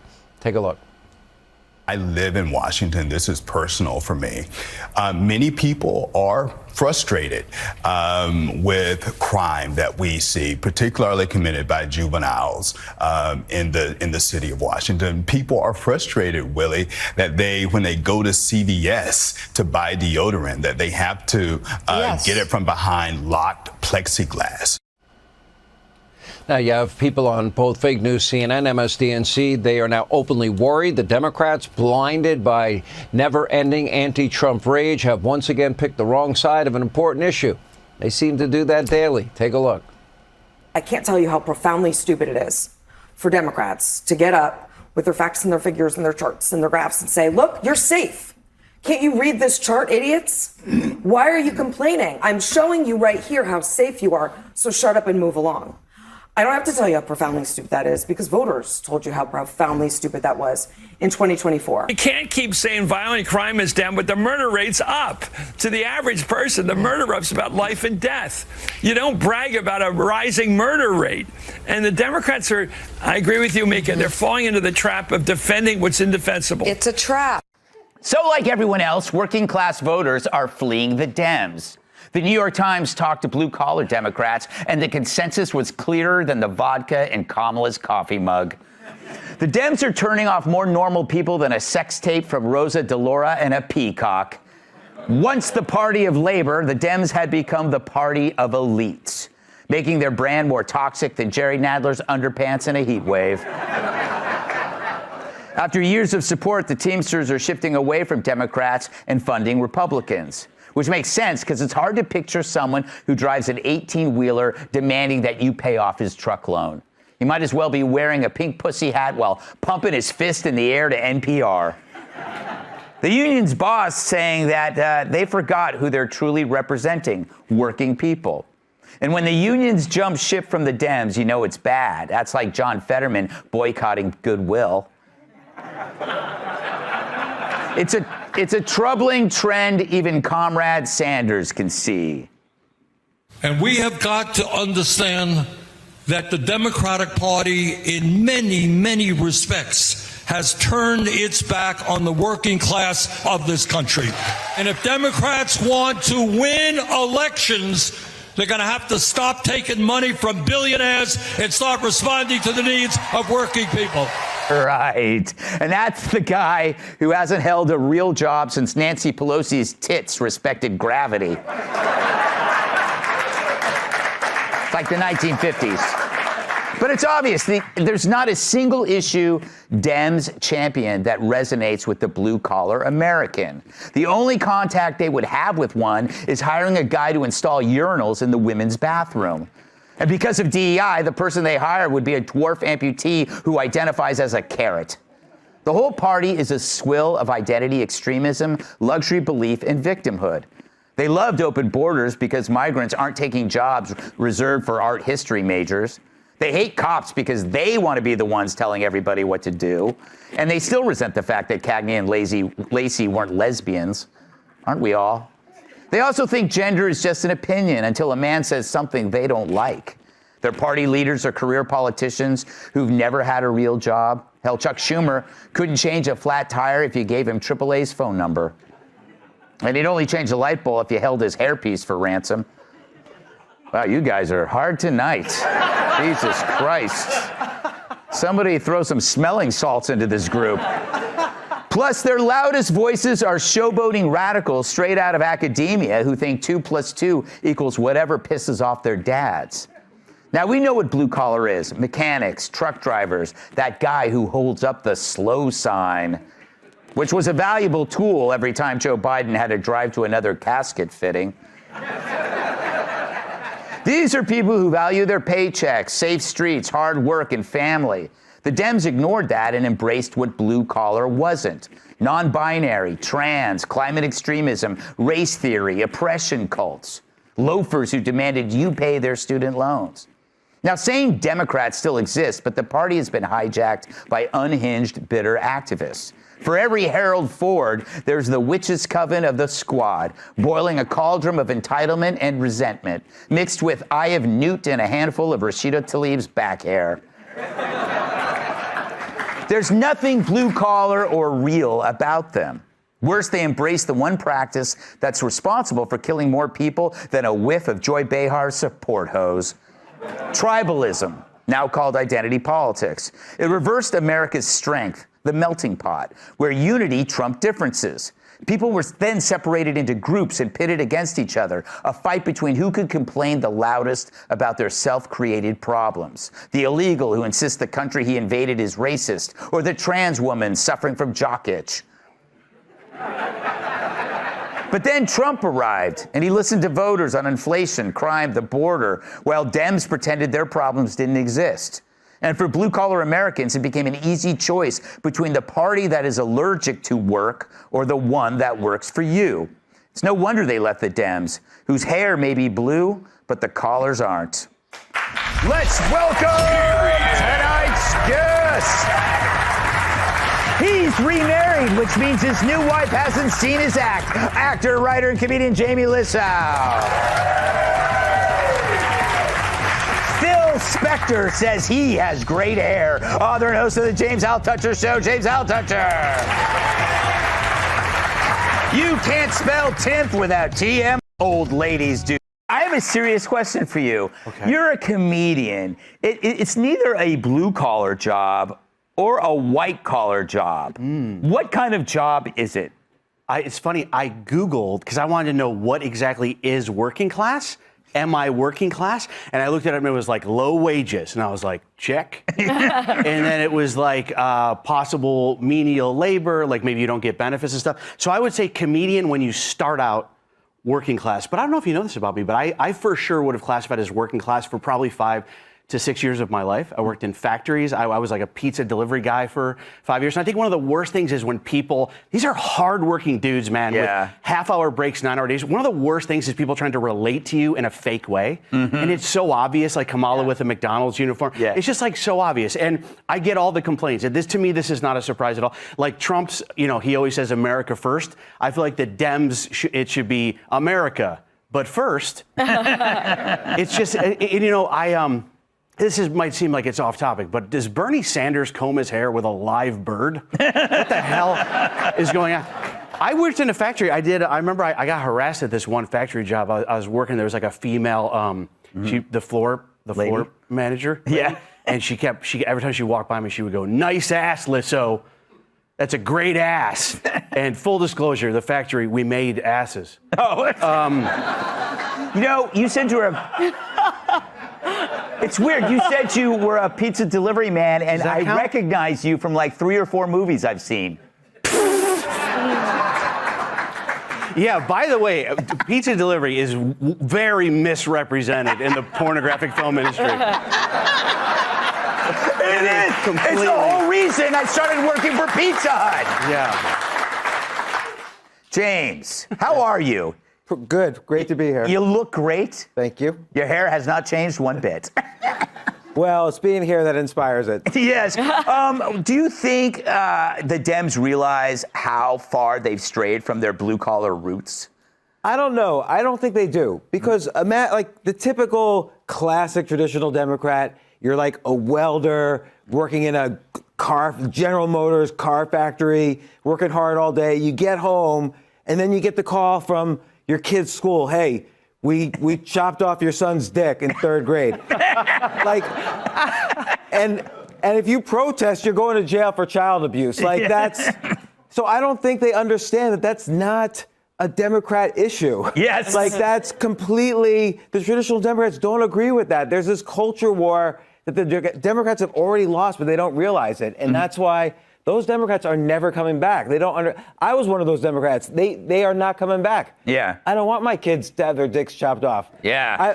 I only have daughters. But it's true. It really is. Like, they couldn't see that they crossed the line when they entered the children's bedrooms and said, "This is going to be our little secret," which is what my uncle used to tell me, Kat, when I was growing up. I was really hoping you wouldn't come to me next. So, do you think there's any way out for the Democrats? Like, how do you get these guys? How do you pander now?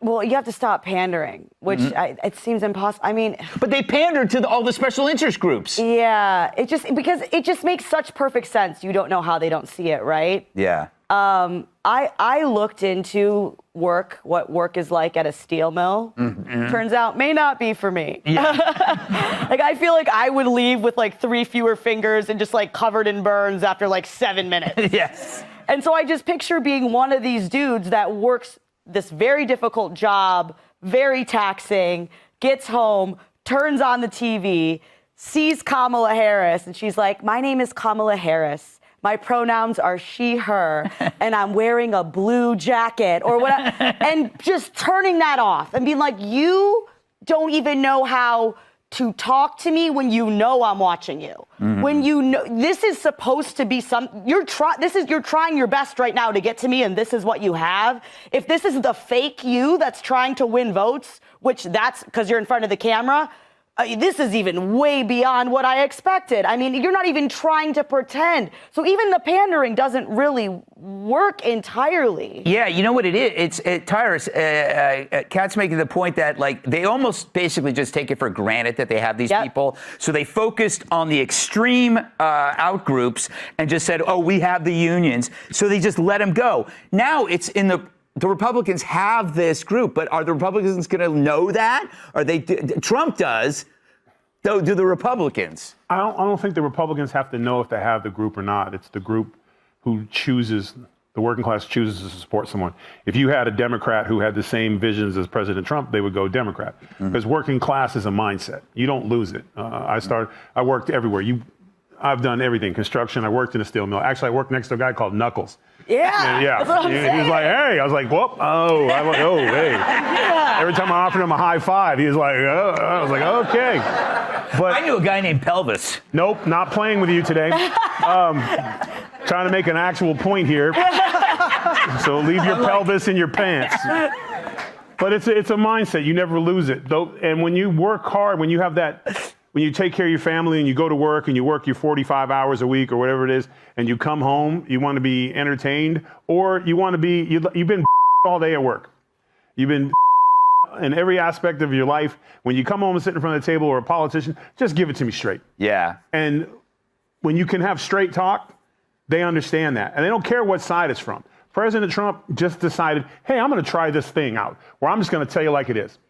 Take it, don't take it. I'm just going to tell you like it is. And the Democrats have no respect for the working class. It's not that they think they have them, they're above them. You know, it's like all things where all people are equal, but we're a little more equal. So it's a lack of respect. Yeah. They try to talk to them in their bubbles, because in their bubbles, that's what's important to them, is the sexual identity of their 7-year-old. And the rest of the world, that's not important. Also, it's like in work, you understand there's a hierarchy. And then the Democrats introduce a hierarchy into life, that this person is more important than you because they're in this group. You don't want another hierarchy. You go like, I already have a boss. You already have to deal. I don't need lesbian black women to be my boss. Well, I also think it's just people watching, they know, okay, you have more money than me, you have all this influence, and you're somehow saying that I'm some kind of bad person. Yeah. That's just, what's more sickening than that? Yeah. Everyone has to deal with the nepotism, the boss's son, the general manager. The last thing you want is the boss's son as your politician. Yeah. And that's basically what the Democratic Party is. It's nepotism, and they pick each other. They choose. The American people haven't chosen a Democratic nominee in 8 years? Something like that, after Obama. I mean, well, there's the Biden, but we know what that was. Yeah. But they trashed Sanders to get Biden. Like, they all resigned the same day. And voted for Biden. Don't vote for Sanders. Yeah. He was winning, but they couldn't have like a socialist. They did it to him win. with Hillary too. Yeah. Hey, Sean Hannity here. Hey, click here to. Ladies and gentlemen, it is currently 6:06 a.m. I know you guys want to keep going. Tell you that much. I know y'all want to keep going. Let's see what we have here. Let's see. All right, let's do the 5. And probably that's going to be the last one. But let's see. Here we go. We're going to be essentially crime-free. This is going to be a beacon, and it's going to also serve as an example of what can be done. That's President Trump talking about a possible extension after a successful night 1 of his D.C. crime crackdown. National Guard troops taking to the streets, patrolling neighborhoods of the nation's capital. No major incidents, but there were plenty of arrests. 43 folks were sent to the slammer Tuesday night alone. But guess what? Not everybody was a fan. D.C. Mayor Muriel Bowser hopped on a Zoom call to trash the crackdown. Watch. This is a time where community needs to jump in, and we all need to do what we can in our space, in our lane, to protect our city, and to protect our autonomy, to protect our home rule, and get to the other side of this guy and make sure we elect a Democratic House so that we have a backstop to this authoritarian push. Authoritarian, that's fun. And the liberal media hacks who live in D.C., well, they know crime is a big problem, and yet they're too chicken to admit it out loud. Thankfully, Morning Joe is a gossip queen. I want to read you a text from someone who, I won't say their name, but they're, we'll just say that they're very liberal. And he says, this may sound controversial, but I'm not totally opposed to Trump's National Guard move in D.C. I know he's doing it for politics, but crime remains rampant. I've had too many friends carjacked, shot at. None of us will walk more than 3 blocks after 8 p.m. 13-year-olds are committing many of these crimes. Joey, is there liberal relief? They obviously must virtue signal that they are disgusted by the authoritarian crackdown. But then in private, they're telling each other, I'm quite happy about this. Listen, a fellow with this accent can't make fun of the way anyone says anything, if you've heard me read the prompter, but authoritarian, I like that. I've been to one of those once. It was a good old hoedown. Okay, listen, she said this on her X account. She said this to her people. And she said other things to a press conference, which went to everyone. She's trying to talk out both sides of her mouth, and she's not realizing that people hear everything. And so that's her problem. I was very perplexed by how seemingly welcoming she was to President Trump in the press conference and in her public statements. But the truth is, if you're a city mayor, your goal should be to make the people of your city happy, and that's what's going to get you reelected. But when you're the city mayor of a big city with a high profile, your goal is to be in another office. And she's trying to navigate the politics of her office in this very hard to navigate, if partisanship is what you're trying to do, moment. Because, listen, I went to school at Georgetown. Those are the most hypocritical progressive liberals you could ever meet. They won't allow the DC Metro to come on top of that hill because they don't want the riffraff to come with it. But they'll yell at me my very first day because I drive a truck. Literally, that's what happened to me. They said, go back to the country where you belong. Wow. And I said, I can't get there quick enough, but I need an education to get there. So get out of my way. Not very well. But that's just the type of people that are in DC. I mean, Georgetown's the worst of it, probably. Not the community, but just the institution and all of it, as far as the hypocrites and the ones that want to live their elitist lifestyle and tell the rest of us in blue collar America we need to do more to take care of the people they don't want in their neighborhood. That's exactly what President Trump's trying to do. He's trying to give everyone on the pay scale some peace in their homes, and to be against it, it blows my mind. But Muriel Bowser wasn't. We were talking about this on your show just a couple days ago because, to Joey's point, that everyone was kind of surprised that at the press conference she was backing the president. So when you make an about face like that, is that because the progressives have gotten to her and threatened her, or is that just bad leadership? I also think it's a little bit like, if you're President Trump, you have to understand she's got a base too. Yeah. And just like, for example, when he goes to Alaska on Friday, Russia has an audience, Zelensky has an audience, NATO has an audience, and he has an audience. So you have to understand, what can you ask people to do that are within their realm of politics? I think who she was initially, when we saw her say, okay, well, let's try to work with him on this, is where she really is. She went along with President Trump's decision, at least she didn't push back too much on shuttering the Black Lives Matter thing. She supported a crime bill a couple of years ago that the leftist activists were very much against. And she also is trying to get the Commanders, Redskins, whatever, but she wants that team back in Washington, D.C. And a lot of progressives don't want that. So I think that she has been willing to do that. But I will also say this, I know this, and I don't think she'd mind me saying it because she said it on TV this morning. When Judge Jeanine first got to D.C., one of the first people she reached out to and had established a very good relationship with was Muriel Bowser. And I think that if we can get past this, that she's going to have some politics that she has to deal with, but that she knows this is happening, one, and she's trying to figure out, okay, how do we get to the other side of this in a way that is better for the city? I think just to understand that everyone has politics that they have to deal with and still work with her is probably the best way to do it. So the people who are pushing back on this, people like Zohran Mamdani, who's obviously the Democrat socialist running for mayor in New York City, they're saying, well, if it can happen in D.C., it can happen anywhere. in any big American city. But that's not true, is it? That's not true. So what could happen, though, in those cities, which we would love to see in those cities, is enforcement of the laws and dismantling these acts and these legislations that have been put in place by these city councils. I was reminded when we were told about these incredible, 2 days of this, how efficacious it's been, how many people have collaborated together to get these arrest warrants out and the like. So we know that there was almost 1,500 participants in, for example, one of those night operations. Border Patrol, FBI, DEA, U.S. Park Police, in addition to D.C. Metro Police. And it reminded me of in Portland when they tried to dismantle the police altogether, and they put covering they charged them with enforcing safety for residents was like park volunteers, park employees. And the first perp that they tried to either get or protect themselves against obviously brought out a weapon, and they then had to call the police to come and save them.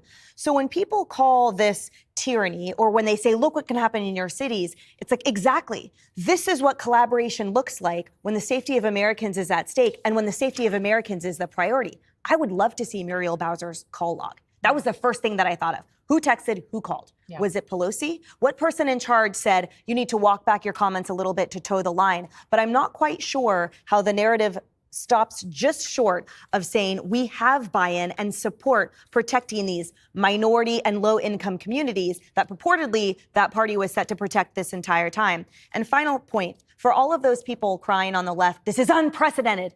No, what has been unprecedented is the crime. What is unprecedented is for how many years it has been allowed to fester and foment, how many lives were discarded, how many people looked the other way because they were discardable type populations. That is horrifying, and that is unprecedented. This is what it calls for. So Joe and Mika here, they're the odd heroes because Joe is saying what I think is very obvious, that, there are a lot of liberals who publicly are signaling that they're disgusted by this, but privately they're quite relieved. And Mika's like, we are walking into a trap. If we don't say we hate crime, Donald Trump has laid a trap for us, and now we have to say we love crime. Yeah, this is why the media is evil, okay? If you know the truth and you don't like it, then maybe just stay out of it. Just don't say anything. But instead, they know the truth and they lie because they find that their status, they're more terrified of losing their status than losing their lives. So, they could be murdered on the way home, but what if they don't get that cocktail invite? And all of these, this is like, I think there were a few more examples yesterday of people anonymously talking about the crime and then saying, I'd rather not put my name onto this because, what they're saying is they don't want to lose their friends, I thought it was interesting that she said, the mayor says, how do we get to the other side of this, or him? Yeah. What is that? I mean, you can't get to the other side of common sense. And that is the reason why they're stuck with narratives. So they use the authoritarian narrative, which is a great one because you can fit anything into it. It's just like the racist filter. So it's like increasing law enforcement, authoritarian, arresting juveniles, authoritarian, curfews, authoritarian. They're all authoritarian. They could all be racist but none of them are, but they can look like it. But Trump, whether it's border or crime or trans invading sports, he takes the lane of common sense. So they're stuck with these narratives because they can't. What alternative do you have to common sense? There is none. You can't get over this. What happens when you remove the narrative of authoritarianism? If you took that out and just watched what was happening, it was just crime fighting. That's all it is. It's an apolitical act that we all agree with, fighting crime. It's common sense. They know that it works. The fear is that it will work. And if it works, God help the left, because success is a threat to the preservation of their failures. So I think what they're trying to... That's word. Success is a threat to the preservation of their failure. That is a fact. Shout out to Greg. Full vote into is the other side of the Trump administration. And she's assuming that it's going to be a Democrat president in 2028 who will take with them both houses of Congress, and then D.C. will achieve statehood and then Muriel Bowser will be governor. But she might also have been trying. Dear Lord. All right. There we go. I understand it's 2 years probation to go to college with no mandate for getting on a public bus with an illegal gun, shooting an individual in the chest, which to me is intent to kill. And he walked away after we convicted him. He walked away with no jail time. If that's what you want in this district, then I'm the wrong person to be United States Attorney. So, new U.S. Attorney for D.C., Jeanine Pirro, laying down the law at yesterday's DOJ news conference. Pirro took on reporters for citing crime stats, saying she's more concerned about the victims and their families. She joins us now. And I think you are the living embodiment of the phrase, right place at the right time. And you've been there for a few weeks now. Some of the things that you've seen are very disturbing. You have thoughts on how you think things could get solved. But in the commercial break, you were talking about one thing that has really troubled you, and that is the homicide rate of young people. Yeah. Yeah. First of all, it's great to be with you, Bill and Dana. Of course, I miss all my friends at Fox, but I am, in my element here. The truth is that I just, kind of on a whim just said, let me see the number of homicides of teens last year in D.C. and this year in D.C. You're looking at the 2024 kids who were shot and killed with firearms in 2024. There are 29 of them. Okay, every one of them is an African-American minority community. This is the community that's being victimized by violent crime. Now, in 2025, we've got 16, again under the age of 19, who have been shot and killed as a result of a firearm. So totally, we've got 45 African-American kids who've been killed. And the crucial point right now is that the clearance rate is 30%. What does that mean? That means that they've only solved 30% of the homicides of these teens in the last year and 7 months. That means that 70% of the murders that were committed with guns against teens in the minority community, of those 70% of the murderers are walking around free. We don't know who they How can you be against this right here? You must be against the United States if you are against this right here. How? You say Black Lives Matter, don't you? Black Lives Matter. Here we go. Okay, here we go. You would rather go protest with your board than put in your front yard Black Lives Matter, when there are actual real life people trying to make sure it matters. And you are against it. Why?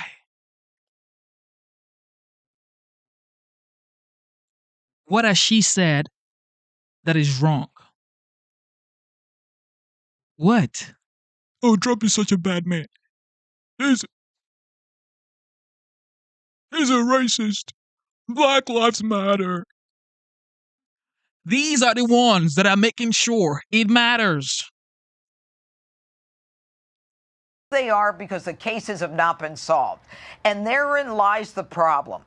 Young criminals in D.C. have been emboldened to commit crimes because they believe that they're not accountable. And why do they believe that? Because they are not accountable. We've got a D.C. council that has passed laws that make it almost impossible for me, as both federal prosecutor and kind of quasi-local prosecutor, to be able to incarcerate these kids. I can't even prosecute a teen who's 17, 18, 19 years old. Forget the 14, 15-year-olds who shoot someone with a gun. If you shoot someone with a gun in D.C. and you're up to 19 years of age, I can't even indict you. Well, and you so this could is a message. Just to jump in here, you could if the D.C. Council changes the laws. Right, but the laws are tying my hands. I got you. Let me just show our audience what you're trying to get the D.C. Council to do. You want them to repeal the Youth Rehabilitation Act, the Incarceration Reduction Amendment Act, and the Second Chance Amendment Act. I read through this, Jeanine. You're basically trying to eliminate the reductions in sentencing for serious crimes especially, and also to get away from hiding the record from those in the future who would look back on the crimes for which they were convicted. Yeah. Do I have that right? And if You I have do, it totally right. how would that change crime in Washington? Well, what it would do is it would make people accountable, number one, and we're also looking to lower the age of criminals. What's happening is, even if you shoot someone with a gun, you go to family court where the purpose is rehabilitation. You get to go to an ice cream social and you get to go to yoga classes. That's nonsense, and that's not what we need in the nation's capital, and that's not why the president put me here. The president wants to make the Capitol safe and beautiful, and that's exactly what we're going to do. And the only way to do that is to change the laws that have protected young children who are committing adult crimes. And all of these statutes that they've passed don't allow me to incarcerate. They allow the removal or the erasure of convictions. How fair is that to a parent who wants to find out whether or not a nanny is someone who's been convicted of a prior assault? How fair is that to an employer who doesn't get to understand or know who he's hiring? Everything about the D.C. Council and the laws that they've passed are liberal, they're defense-leaning, and they're not in favor of the citizens of D.C. And that's what President Trump is fighting, and that's what we're going to change. We're going to change the laws. We're going to lower the age of criminal responsibility.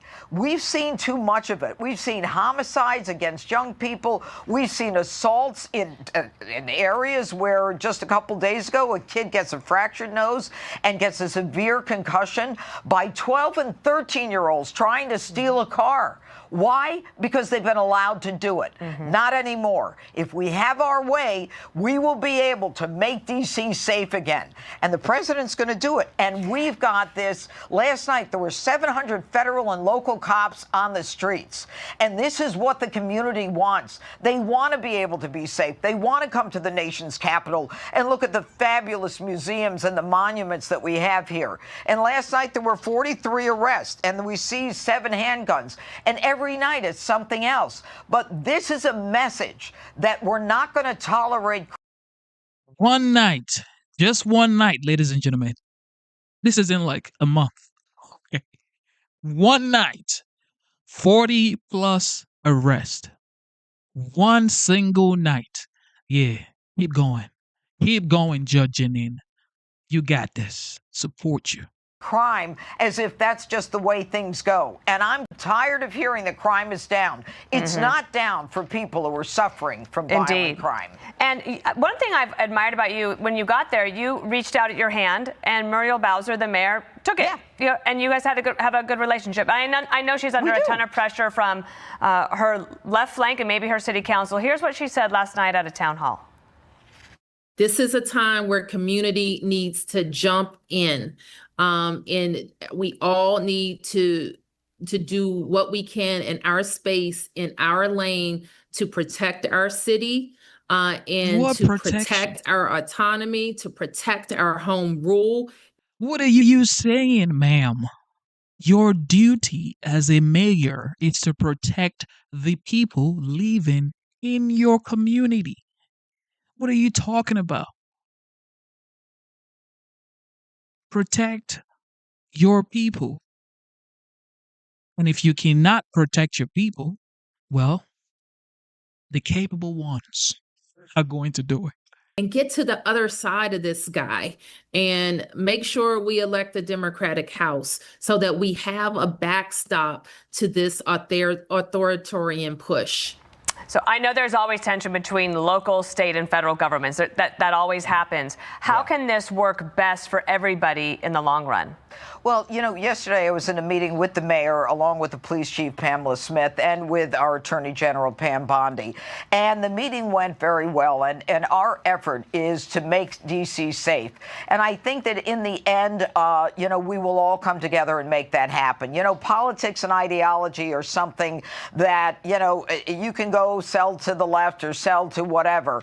But the truth is the mayor and the police chief have an obligation to make this city safe. But not just for the people who live here. Didn't she change her public message within 12 hours? Sure she did. At noon, it seemed like she was saying one thing about cooperation. In the evening, it was different. Sure. I mean, that's how you heard it, right? Yeah, that's how I heard it. But does it matter to me? No. Another question for you. We got to wrap here.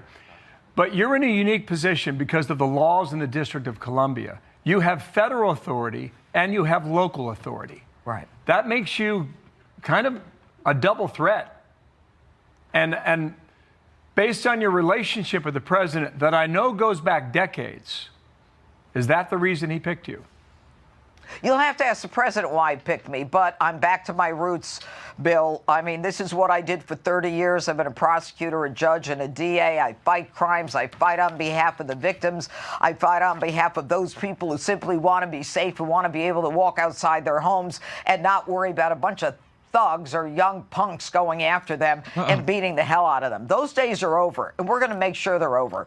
Politics is something else. I'm all about making sure that criminals are made responsible and accountable for the crimes they commit. Okay. Thank you for coming. And the fact is, every victim were African American. And if you so much say that you care about minority groups, why would you be against this? And the mayor is an African American. Okay. So why are you not in support when every single victim is African American? You're complaining. You want your city back. We cannot. Support the people trying to solve these cases and stop crime. That's what you should be doing. Supporting them. It's the same thing with ICE. Oh, ICE is. Well, Laken Riley's mom is without her daughter right now. Well, ICE is so bad. ICE is so. They're always crying. Like, there's no way they're raising with their brain. Okay, common sense out the window, just like Jet said. As soon as TDS kicks in, it's over for common sense. Over. The White House today slamming Democrats, quote, despicable, calling them despicable as their criticism of President Trump's D.C. crime crackdown has ramped up. Look, it's pretty clear the president wants his own domestic police force, and step by step, he's trying to create it. I'm very concerned. The president is showing all of his authoritarian tendencies. And take a listen to this exchange between a reporter and D.C. police chief Pam Smith today when she was asked about how this is going to work coordinating with the federal officials up the line. Can you tell us what the chain of command is now? What does that mean? Well, is it Pam Bondi speaking to the mayor, speaking to you, or how does this work? So the executive order is clear. The president designated Attorney General Bondi as his proxy to request services through me. Okay, interesting moment there. It happened after a meeting today, really important meeting, with all of the officials that you see there on the screen, including Attorney General Pam Bondi, FBI Director Patel, and the head of the Drug Enforcement Administration, Terry Cole. Now, President Trump has tapped Terry Cole to command the Metropolitan Police Department to oversee the police in Washington, D.C. And he joins me now exclusively in his first TV interview since taking on that role and becoming head of the DEA. He's got a very long resume. He served more than 2 decades at the DEA, working all over the country in some of the hottest spots in terms of drug enforcement in Colombia, in Mexico, and in Afghanistan. Terry Cole, thank you for joining us today. Good afternoon, Martha. It's great to be with you. Thank you. Well, thank you for joining me. So this must have been an interesting meeting today because we know that the Washington leadership did not necessarily outwardly want anybody taking control of the Metropolitan Police Department. What can you tell us when you all walked in the room? What was it like? So it was a great meeting today. Yesterday, I was with the chief of police on 2 occasions at the Metropolitan Police Department. We had a great exchange. We have direction. We have a vision on how we're going to reduce violent criminal activity in D.C. And today, it was a very good meeting. Once again, at 9 a.m., I was at the Metropolitan Police Department with the chief. We were strategizing our plan for today, staying very focused on violent criminal activity, reducing gun crime, reducing street crime, and allowing the citizens of DC to feel safe. And I have to say, I just left a meeting at the Metropolitan Police Department again with the senior leadership of the Metropolitan Police Department, along with all our federal partners. And it was very encouraging to see everybody at the table working hard together, planning the events for tonight to help make this city safe. All right, so explain to us how does the role of the police department change? What's going to change now that there is federal control over the DC Police Department? What did you talk about that's going to change? Well, I think the federal integration with the patrol officers and the uniformed police officers that, quite frankly, Martha, they just want to do their job. They want to feel empowered to do their job. I think with the federal government, with ATF and DEA and FBI and U.S. Park Police, all the entities bring so much power to allow the police officers to do their job. And the president was clear yesterday. We must empower, we must support, and we must always stand behind our police officers. We must always back the blue. Terry, why did they not have power before you showed up? I think that there's a lot of dynamics with the DC City Council that are concerning. But at the end of the day, we are there to support law enforcement. We are there for law enforcement activities. We are there to hold people accountable for their violent criminal activity. And, just in the last 2 days, we've had 60 arrests that are very impactful. We've taken 17 firearms off the streets. Last night, we arrested somebody that was wanted for a murder. We have tremendous cooperation, tremendous intel sharing. And what's most encouraging, the police are looking forward to doing their job again. And Martha, I have to tell you, I've been receiving phone calls from all over the country of other federal agents that want to fly in and help. They want to be part of making DC safe again. They want to be part of this law enforcement effort, similar to what we did in Northern Virginia when I was the Secretary of Public Safety and Homeland Security for Governor Youngkin. If I may, let me ask you just a couple of specific questions here. So, number one, is Mayor Bowser welcoming the federal oversight in her city? I have to tell you that the chief of police has been very accommodating. I have an office there in the Metropolitan Police Department, very accommodating to introducing me to the entire command staff, very open to sharing ideas on how we're going to do this together to combat violent criminal activity. Make no bones about it. The president was clear with the executive order, and we are going to carry out the mission of the president. I'm sorry to interrupt. Just a few things I want to get in here while I have your time. So if you arrest someone under the age of 18, we've heard Jeanine Pirro at the U.S. Attorney's Office saying the city council will not let me convict this person. What changes now? You talked about the city council pushing back. None of those rules have changed those. So if your guys are out there and women are out there and they bring in an illegal immigrant or they bring in someone under the age of 18, are they just going to take them in and then they're going to be released the next day? What changes where that's concerned? So we're going to continue to work through the process of supporting law enforcement. In reference to interdiction of criminals on the street, specifically juveniles, that is a complicated issue. It does require a code change, but the president, the attorney general, Judge Pirro, everybody is committed to working to make these changes to hold these juveniles that are out of control accountable for their actions. Okay, so if you arrest a 16-year-old who is, holding a gun to somebody's head, what is going to happen to that person tomorrow? Are they still going to be in jail, or are they going to be sent to one of these, as Jeanine Pirro says, where they're going to do yoga and arts and crafts classes? Because if that's the case, some of these people are going to be out on the street very quickly. How do you handle that? Yeah, so they'll be booked into normal procedures. It is frustrating for law enforcement because they are encountering these same violent youth criminal offenders numerous occasions with handguns. But this is something we cannot turn a blind eye to. We must continue to support law enforcement.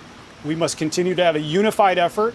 And now that the president is involved with making significant changes, we are eventually going to change the code, hold these criminals accountable, even at a juvenile age.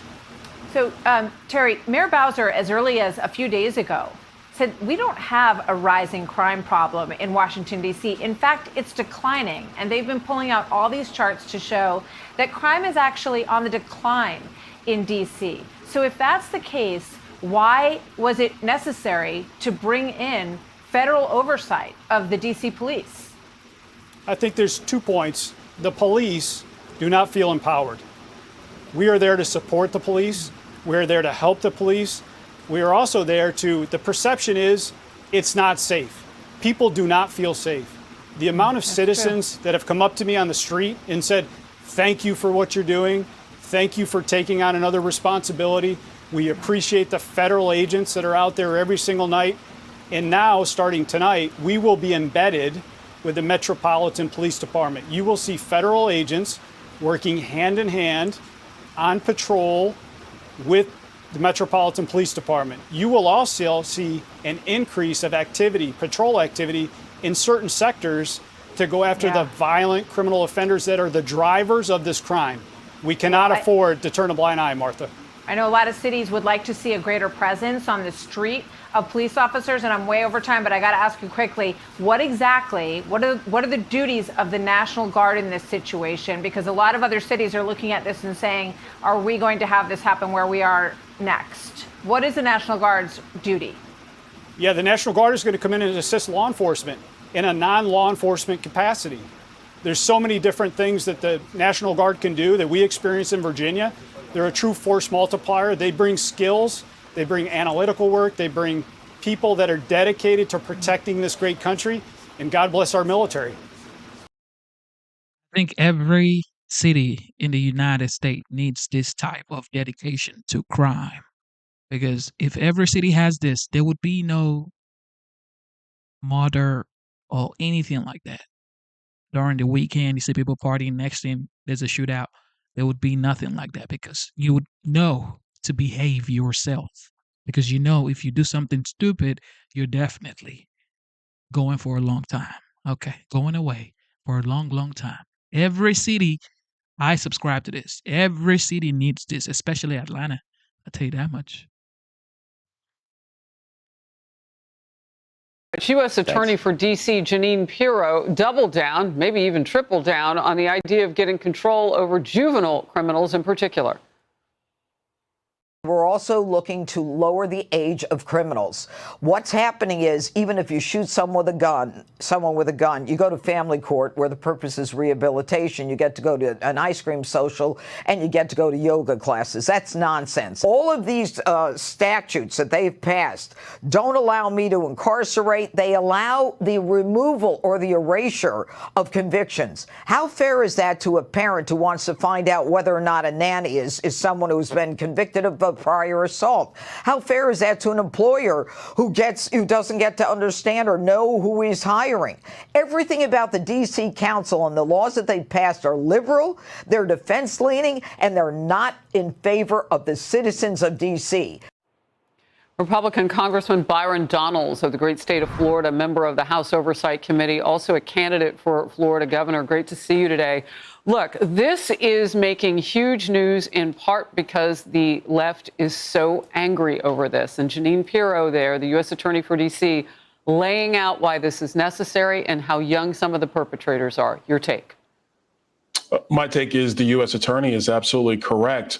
D.C. has a history of being substantially weak on crime. That's why the District of Columbia continues to be unsafe. Last Congress, I filed legislation. We just refiled it again that would actually put D.C. in line with every other jurisdiction in America. What I mean by that is in the District of Columbia, if you're 22 years old and you commit a crime, they can try you as a juvenile. No other part of America does that, but they do that in D.C. That's the kind of stuff that needs to change. With respect to what President Trump has done, it is his responsibility to take the safety and security of the nation's capital seriously. And I'm glad to see that he's dispatched National Guard to keep the streets of D.C. safe for everyone.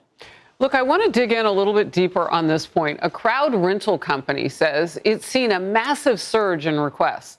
The CEO has told Fox News D.C. and the inquiries just from that district are up roughly 400% compared to the same period of time in 2024. Most of the attendees are being paid or are there because it's their job to protest. That doesn't mean they don't support the cause, but it does mean that these crowds are not as organic as they appear to be on TV. Look at this.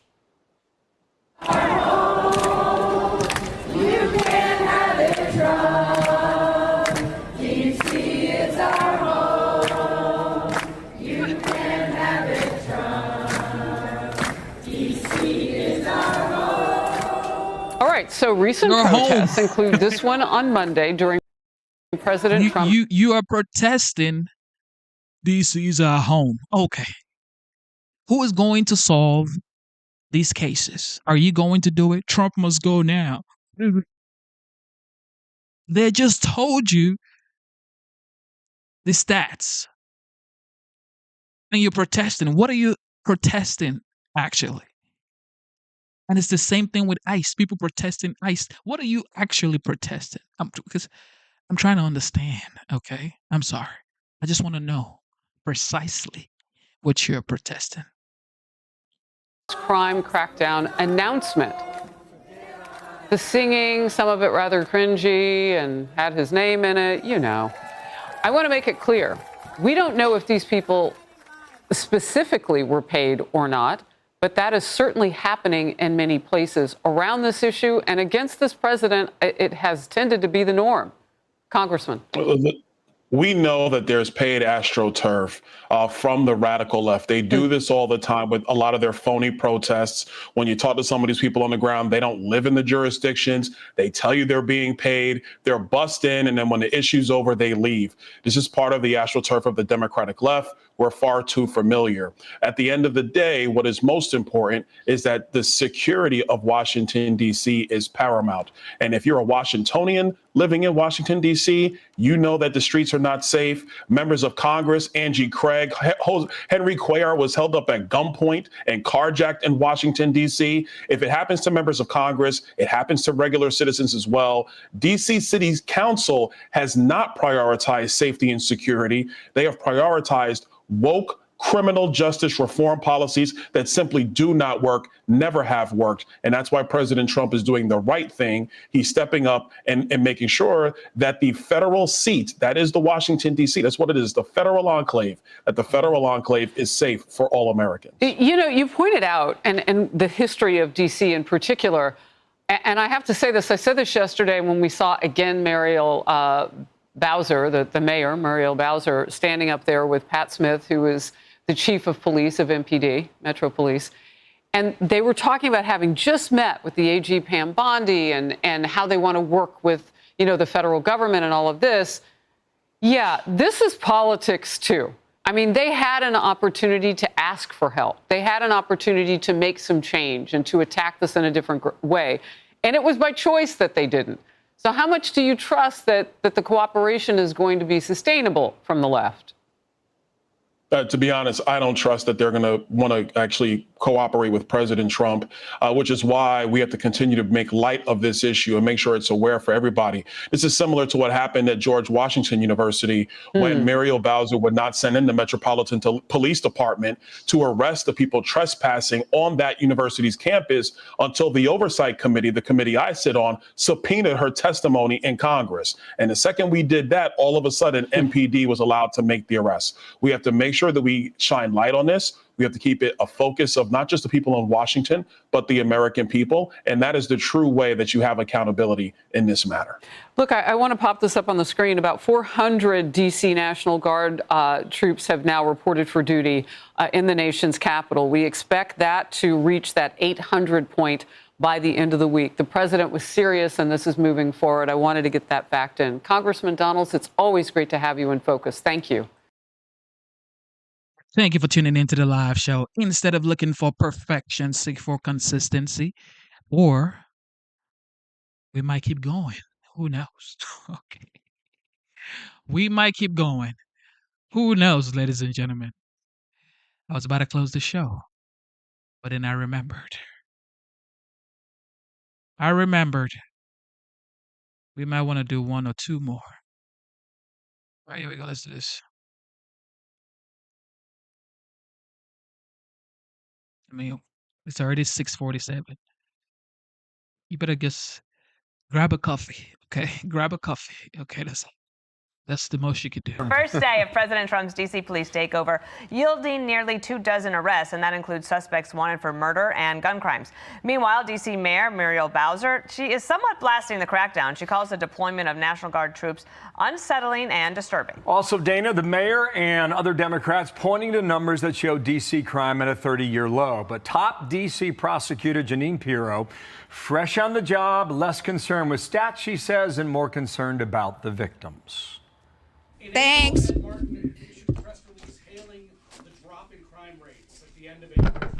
What changed? It's never enough. This changed. This changed. It's never enough. You tell these families crime has dropped. You tell the mother of the intern who was shot going out from McDonald's near the Washington Convention Center, oh, crime is down. You tell the kid who was just beat the hell and back with a severe concussion and a broken nose, crime is down. No, that falls on deaf ears. And my ears are deaf to that. And that's why I fight the fight. Thank you. So we will talk with Jeanine Pirro in a matter of minutes here, and we'll get the lowdown on what's happening thus far. Do not miss that. First, though, our coverage begins today. David Spunt is live in Washington. And, David, let's begin there with you. Good morning. Bill, good morning. 28 days left of DOJ control over the D.C. Police Department unless Congress steps in and extends it. But both the House and the Senate have to agree. Now, National Guard troops took to their posts last night, patrolling the streets and neighborhoods of the nation's capital. No major incidents that we are aware of overnight. Things seem to go smooth, and that watch continued through the night. We also joined Attorney General Pam Bondi exclusively as she met with federal agents from the FBI, the ATF, Park Police, National Guard, and officers from the Metropolitan Police Department. Joining her, U.S. Attorney Jeanine Pirro for District of Columbia, Police Chief Pam Smith, and the heads of the ATF and U.S. Marshals. We know when you leave your homes every day, your spouses, your families, there's no ordinary day in what you do. And thank God for all of you and for what you're doing for D.C., for our country and our world by keeping us safe. We're here for you. We're here for you 24/7. Yesterday, Bondi FBI Director Kash Patel and others met with D.C.'s Mayor Bowser and the city's police chief to discuss a transition plan that gives DOJ temporary control over the department. I think it's something that is doable. We know that we have to get illegal guns off of our street. Mayor Bowser not a fan of using the National Guard. Her response, though, has been somewhat measured over the past few days. She held a virtual town hall last night and upped the ante a little bit with her rhetoric. Watch. We don't live in a dirty city. We are not 700,000 scumbags and punks. We don't have neighborhoods that should be bulldozed. More so than other critics of the move who insist the president is making the wrong move by federalizing. The problem here is these mayors, like her, she's saying we're not punks, nobody's talking about you. You are the mayor of DC, okay? Nobody's talking about you. Stop trying to group yourself with everybody else, okay? Oh, we're not, and everyone says, we're not. No, you are definitely not a punk, okay? You are a well-educated woman who is the mayor of DC. However, there are people in your city committing crimes and no results. So stop trying to group yourself. And that's what they like doing. These people, the highest level, they say, we're not. No, you are not even in the mix, okay? You definitely live in a nice, beautiful neighborhood. I'll tell you that much. Okay? You're not the regular American. You are the mayor. You probably have a detailed security with you every single time you go out. So you're not the normal, everyday American. So stop trying to group yourself with everybody else. The police department. This is about the president playing king, trying to be the authoritarian leader, the dictator. He sees a little opening in the law here. And again, once the 30-day period is up, Congress could authorize an extension. It's unclear, though, if that's going to happen. Bill. Hey, David, thank you for that. Talk to you throughout the day here. David Spunt, D.C., thank you. Dana? And we want to bring in Charlie Hurd. Of course, he is the host of Fox and Friends Weekend. And we want to get your take on it because you're a D.C. guy, meaning that not, you're like a D.C. guy, but you've lived there for a long time and you know it very well. You've worked there. Joe Scarborough had this to say. a lot of cars and bikes stolen, yes. I know. And trees, don't forget the trees. But Joe Scarborough talked about some of the journalists down there. Watch here. This is an interesting thing where I'll hear, I actually heard from a reporter when this has happened going, well, if he doesn't overreach, this is actually a good thing for quality of life, et cetera, et cetera, et cetera. Because D.C. right now, I had this happen to my family and I had that. They go down the list. And then saw him tweet something completely different. So D.C., there has been a problem in D.C. I mean, at least he's calling him out on it. Yeah, and I think it's kind of interesting because, of course, nobody knows the depth of the problem more than those of us in the media who have worked in D.C. and lived in D.C. for a long time, because we have endured a lot of the crime. Everybody knows somebody that has been held up, has been mugged, and of course, we all know people who have endured far worse things. Personally, we know. And so it's kind of interesting. And I do think that one of the reasons that the White House press conference the other day was so jam-packed is because on a personal level, so many people who cover the political news are deeply invested in this and they are kind of curious about it. I think it's interesting the immediate reaction from Democrats is to object to it. And you do have to kind of wonder because, of course, if it wasn't that long ago that these same people were talking about wanting to make D.C. a state because you would assume because they want to help the place. But I don't think that's what they're interested in. I think at the end of the day, they're just interested in making D.C. a state because they want the power, but they don't really have any solutions to fix any of it. And Donald Trump comes along and says, hey, I'm going to try this. It's something different for sure. And maybe he'll have some success. Charlie, what do you think of this story about the crowds on demand? Literally renting people for the day or for the evening. That's up 400% in terms of paid protester requests. That's Washington, D.C. I assume they come from Northern Virginia or parts of Maryland. What do you know about this? And will we see them? Yeah, so and we've already seen some reports that that these crowds have been activated right now to protest this right here, what you're seeing, I think, on the screen there from I guess that's Monday, and it's another reminder that there are massive, heavily bankrolled interests who are interested in this is a major political story for those people. This is not a matter of basic safety, which is all it should be for politicians. You would think that politicians could agree, whether you're Democrat or Republican, whether these people vote for you or don't vote for you, you would want the safest federal city on earth. You would want people to be able to go to school without being worried about getting mugged or worse. But for whatever reason, and I've wondered a lot about it over the years. I can't give you an answer to it, but for some reason there is massive amounts of money, very wealthy interests that are deeply invested in keeping this chaos going and opposing even the most commonsensical solutions to real problems that affect real people. It's interesting to imagine that their biggest fear is that crime goes down.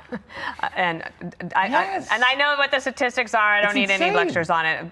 Piero answered that for me. I wanted to ask you about this as well because President Trump is going to head over to the Kennedy Center. He posted this. Tremendous work is being done and money being spent on bringing it back to the absolute top level of luxury glamour, and entertainment. It had fallen on hard times physically, but will soon be making a major comeback. That's a nice little jewel there, part of D.C., and a lovely bit of architecture, and he aims to make it better and is headed over there today. And I think of this as being a lot like the situation with crime. All of us who have covered politics, that have sort of paid attention, lived in Washington, D.C., know that the Kennedy Center is a true gem. It is in one of the most spectacular places in the country. The views of the Potomac River and across are absolutely spectacular. And if you've been there, first of all, you talk about getting robbed, you get mugged if you buy a ticket for anything at the Kennedy Center. And it is run down, it is drab. And so this is another one of those things where I think the president looks at this and says, you know what, this should be the crown jewel that it really is, and wants to do something. And then you wind up with opponents rooting for it not to be a spectacular, clean place where it's also totally inaccessible, by the way, where you get the most amazing attractions that everybody can enjoy. So we will see. The word's leaked out, hasn't it? Like some of the names? I didn't see them. I was studying other things. Maybe a rock and roll band that used to paint their face like it was Halloween every time. I'll give you a hint on that. And maybe a great legendary. I heard it's going to be Bill Hemmer. No, it will not. But my middle name is George, and that is your clue for another one of the. What? Focus Now, Ben Ferguson, podcast host. So you were just telling me off camera, Democrats had better wake up because Republicans are all in. What does that mean? All in means you don't show up for work, and then guess what? You're probably going to lose your job, and we're going to do exactly what we need to do our job. And I think there's two parts of this. One of it's just Texas Central. You have flood relief that is being tied up by Democrats who are refusing to come to work because they're trying to play a national issue on gerrymandering, which has backfired because now everyone in America knows just how much Democrats have been gerrymandering all over the country. Like, this is one of the most beautiful backfires I've ever seen by Democrats. You go after Republicans, you say, this is what they're doing. It's like, look at California. 40% of the people there are Republicans, and they have no representation. You look at all these other states, Chicago, or Illinois, I should say, and you keep going down the list. And what you're witnessing is what they've been doing for decades, and now there's finally a spotlight on it. So I love that. But look, I think Democrats are in big trouble in Texas. The people in Texas are angry with them. This is going to be a massive backfire. All right, so the president is doubling down in his war of words with a far-left congresswoman. He posted, Congresswoman Jasmine Crockett is a low, very, all three exclamation points there, all caps, IQ individual, much in the mold of the AOC plus 3 gang of country-destroying morons, only slightly dumber. Wow. Crockett's been trolling the president with choice words like this. Listen, Donald Trump is a piece of give me a break. Kind of like, the orange orangutan, the Timu Hitler. We have a Timu Hitler in the White House right now that thinks that he is going to become the dictator of the United States. Behind closed doors, reportedly, she's no different. In fact, this woman is straight up a bully. 3 separate sources who have worked with or for Jasmine Crockett tell the New York Post she creates a toxic work environment. Actually, that's against the law. They say she screams at her staff, is never in the office, freaks out at the most random things, and is focused almost exclusively on being an influencer. One source sums her all up as all diva, no wow. Crockett laughed off the accusations. Oh my goodness. Listen, I know that I have arrived, honey. That is the way that I see this, because as Beyonce says, if they're not talking about you, then obviously you must not be doing anything. You know what? This is just more slander, more nonsense, more lies. Being a Black woman, there's a lot of scrutiny that comes my way, and it comes my way from No. Just go look at your district. That's what we're talking about. Nobody's talking about you're a Black woman. Stop saying Black woman. Look, you're a woman. Okay, yes, we know. However, what's up with your district in Texas? Everybody has started making videos about your district. Go and clean up your district. Don't come up here as a Black woman. Who cares, bro? Nobody cares. Just do your job. That's all we want. Right now, nobody cares if you're a white man, a black woman, white woman, who cares, bro? This is 2025. The only thing that matters is performance. Can you perform? Are you capable?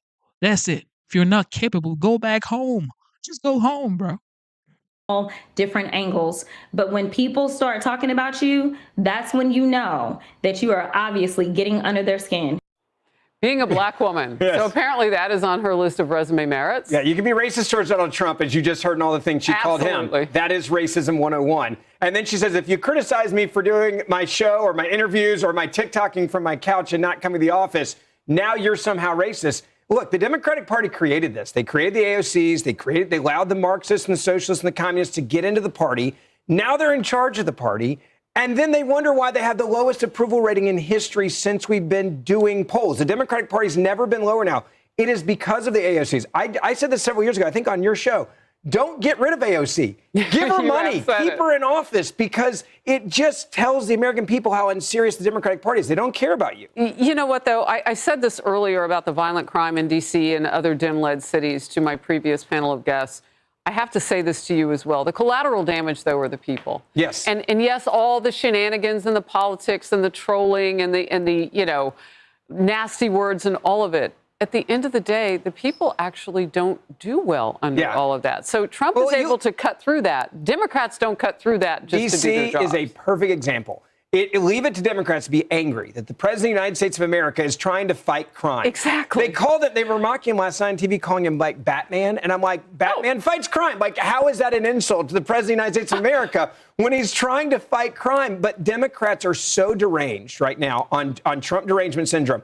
Anything Orange Man does is bad. And they keep getting these elected officials who are influencers. They don't know how to govern. They're not serious. And they run away from their jobs. So you look at Texas. I'm glad we're seeing now. Democrats don't like to go to work, apparently, if you're elected. Oh, and toss in a swath of them are communists. Yes. Right? And what's the President of the United States trying to do? Fight a communistic government and President and Putin to stop a war against Ukraine. But they're mad that they let Putin into America, right? Because we actually want to stop people from dying. Democrats, only Democrats can do this. They can literally be angry if you're saving lives in America. And they're mad at Donald Trump for trying to stop people from dying in Ukraine and Russia. That's the Democratic Party. I just seen someone in the comment section saying, well, she's not a mayor. She's a congresswoman. So what is your job as a U.S. representative? Because Jasmine Crockett is a United States representative representing Texas. All right. So one of that would be what? Listening to the people in your district. Right? Wouldn't that be one of your duty? One of your job? Listening to the people in your district. What do they want? However, if you go to her district, it's dirty. Okay? I know for a fact people living in that district do not want dirty area. Oh, she's not. Every time someone speaks facts, next thing you're attacking. It's like he never gets old. He just never gets old. All right, Finn. Good to see you. Ferguson, thank you very much. Hey, everyone. Ladies and gentlemen, one last one. So President Trump formally announcing his plans to make Washington, D.C. safe again.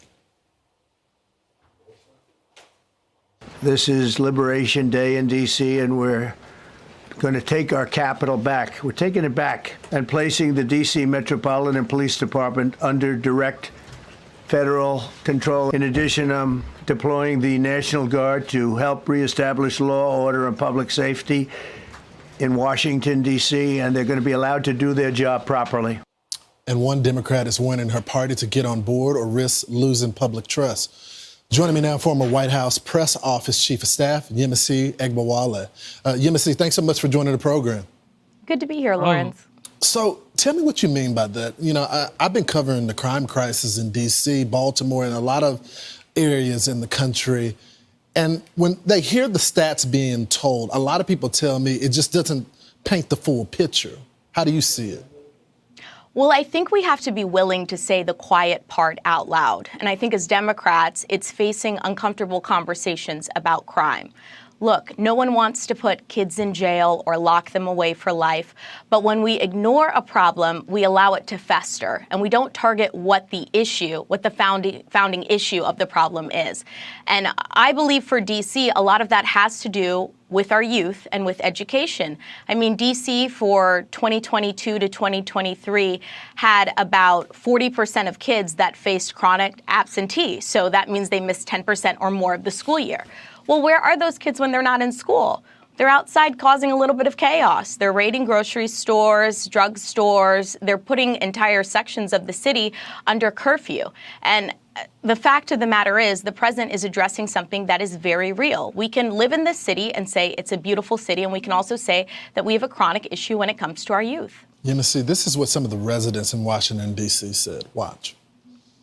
I think it frankly doesn't make a lot of sense. I don't trust that anything he put in place would improve safety. Right now, we're not safe. We're kids and the teenagers doing everything. When he says safety, when he's talking about federalizing it, what he really means is cracking down on the residents of the city. The city is getting dangerous. So if we don't protect each other and we don't have police out there protecting us, then it could be a problem. You know, Yemisi, as you can see from the footage, there's a clear generational difference. You see the elders in that video saying it's out of control. And you're seeing the young people say it's not going to work. I don't see any problem at all. Well, I can see how the young folks might feel a little bit apprehensive because of who the messenger is, President Trump. But Lawrence, I mean, I'm sure you know this as well. When we were kids growing up, 10 p.m., 11 p.m., those were adult hours. And now when you go outside in this city, I see adults, but I also see a lot of children. And so we have to tackle what's happening in their homes. Because guess what? These kids live in neighborhoods with other kids who want to succeed. When we ignore public safety, we reduce opportunity for a lot of these young children. And I think we do a disservice to these vulnerable communities when we aren't willing to have these conversations. Yemisi, you are so right. It was be home before the street lights are on. Every single night. Exactly. I want to get your comments on this other topic. Democrat socialist Zohran Mamdani launches his anti-Trump tour, promising to be the administration's worst nightmare if elected. This is what he had to say. Let's watch it. There is no borough that will be free from Trump's cruelty. Donald Trump does not respond well to cowardice, to collaboration. He requires a response that showcases the ability to fight back against that same agenda. And that's what I would do if and when he makes these kinds of threats with regards to New York City. I describe my administration as being his worst nightmare. I describe it as such because we will actually fight for the people that he claimed to be running to represent. Is this the right campaign strategy for him right now? Make it him versus Trump and kind of discount the other people that are in the race? Look, I want to caution Democrats. I think Zohran can run a kind of anti-Trump campaign because he exists in New York City, and the boroughs have made it very clear that they are deep blue. If you exist in rural districts, suburban, swingier districts, do not do this approach. You need to do something that's more holistic about the policy issues. It's going to be interesting to see if Zohran can tie affordability into Trump and how he plays that in the boroughs. But I want Democrats to make sure that we keep our message local. And so pay attention to your constituents, pay attention to your districts. I feel like I say this every time you're on. Why don't they just hire you? Maybe they can win some things. By the way, everybody keeps asking, well, Genesis, are you even American? Yes, absolutely. I am American. And that lady on your screen that you see, I don't know if she's on the right or the left, she's actually from Nigerian descent, okay? Like her parents are Nigerian. So I was born in Nigeria, and I don't think she was born in Nigeria, but this lady right here is a former White House press secretary. So, and if you actually look at the stats, right? Most people who come into the United States legally, they do well. It's just how it is. Because you had common sense to come into the United States legally. You obviously want to do better for yourself. That's why you came to the United States. That's why everybody comes to the United States. And that's why legal immigrants do not want illegal immigration. Jesus. Why are we even talking about this? What are we talking about? Huh? What are we talking about? What is this?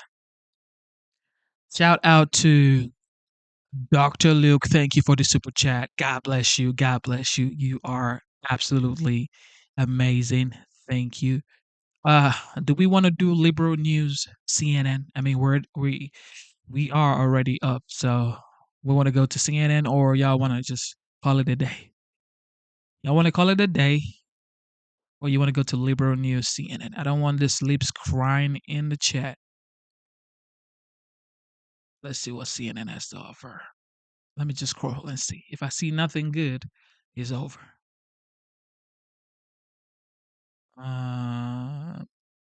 I don't see anything. All right. I think I see one.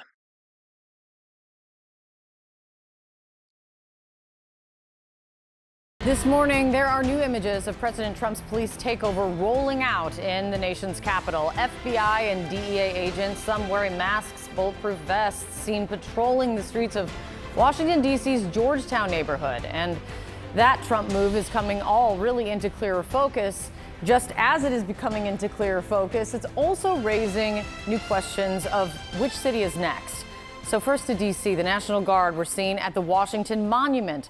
As well, we've also seen law enforcement personnel with the Department of Homeland Security and the U.S. Marshal Service taking part in traffic stops, and U.S. border agents on patrol at D.C.'s Union Station, the major hub for train travel there. All of this part of the president's crime crackdown, he says, in that city, a city he's tried to portray as being overrun by criminals, despite, again, the statistics and what the math and numbers say, which is the city has seen a 26% drop in violent crime from this time last year. With hundreds of federal law enforcement now on the streets of D.C., the FBI says 23 arrests were made overnight. And according to the FBI director, FBI agents were involved in nearly half of those arrests. CNN's Elena Treen is at the White House for us this morning, and a very different day it is this morning. What are you hearing today? Yeah, I mean, as you mentioned, Kate, we have now really seen this ramped up presence of federal law enforcement in the streets and really at these high trafficked tourist spots. That is what we're hearing from our conversations with people here at the White House, where they want these federal law enforcement agents to be focused. So you mentioned we saw the National Guard. We actually saw 5 armored personal carriers near the Washington Monument on Tuesday evening. This comes out to the National Guard came in on Tuesday. But then, of course, we showed those images of this right here is called F around and find out. People in the streets in Georgetown and all of these areas that we know where there's a lot of traffic, not necessarily, though, the areas we know where crime is the highest, places like Anacostia and others. And we've heard some criticism of that approach. So we're going to have to see really how this all continues over the next 30 days, because that is another key question, of course, is how long are we actually going to see this, and how effective is this going to be, this entire federal takeover? We know that the president has until mid-September. After that point, the White House has said that they are going to reevaluate what this process looks like.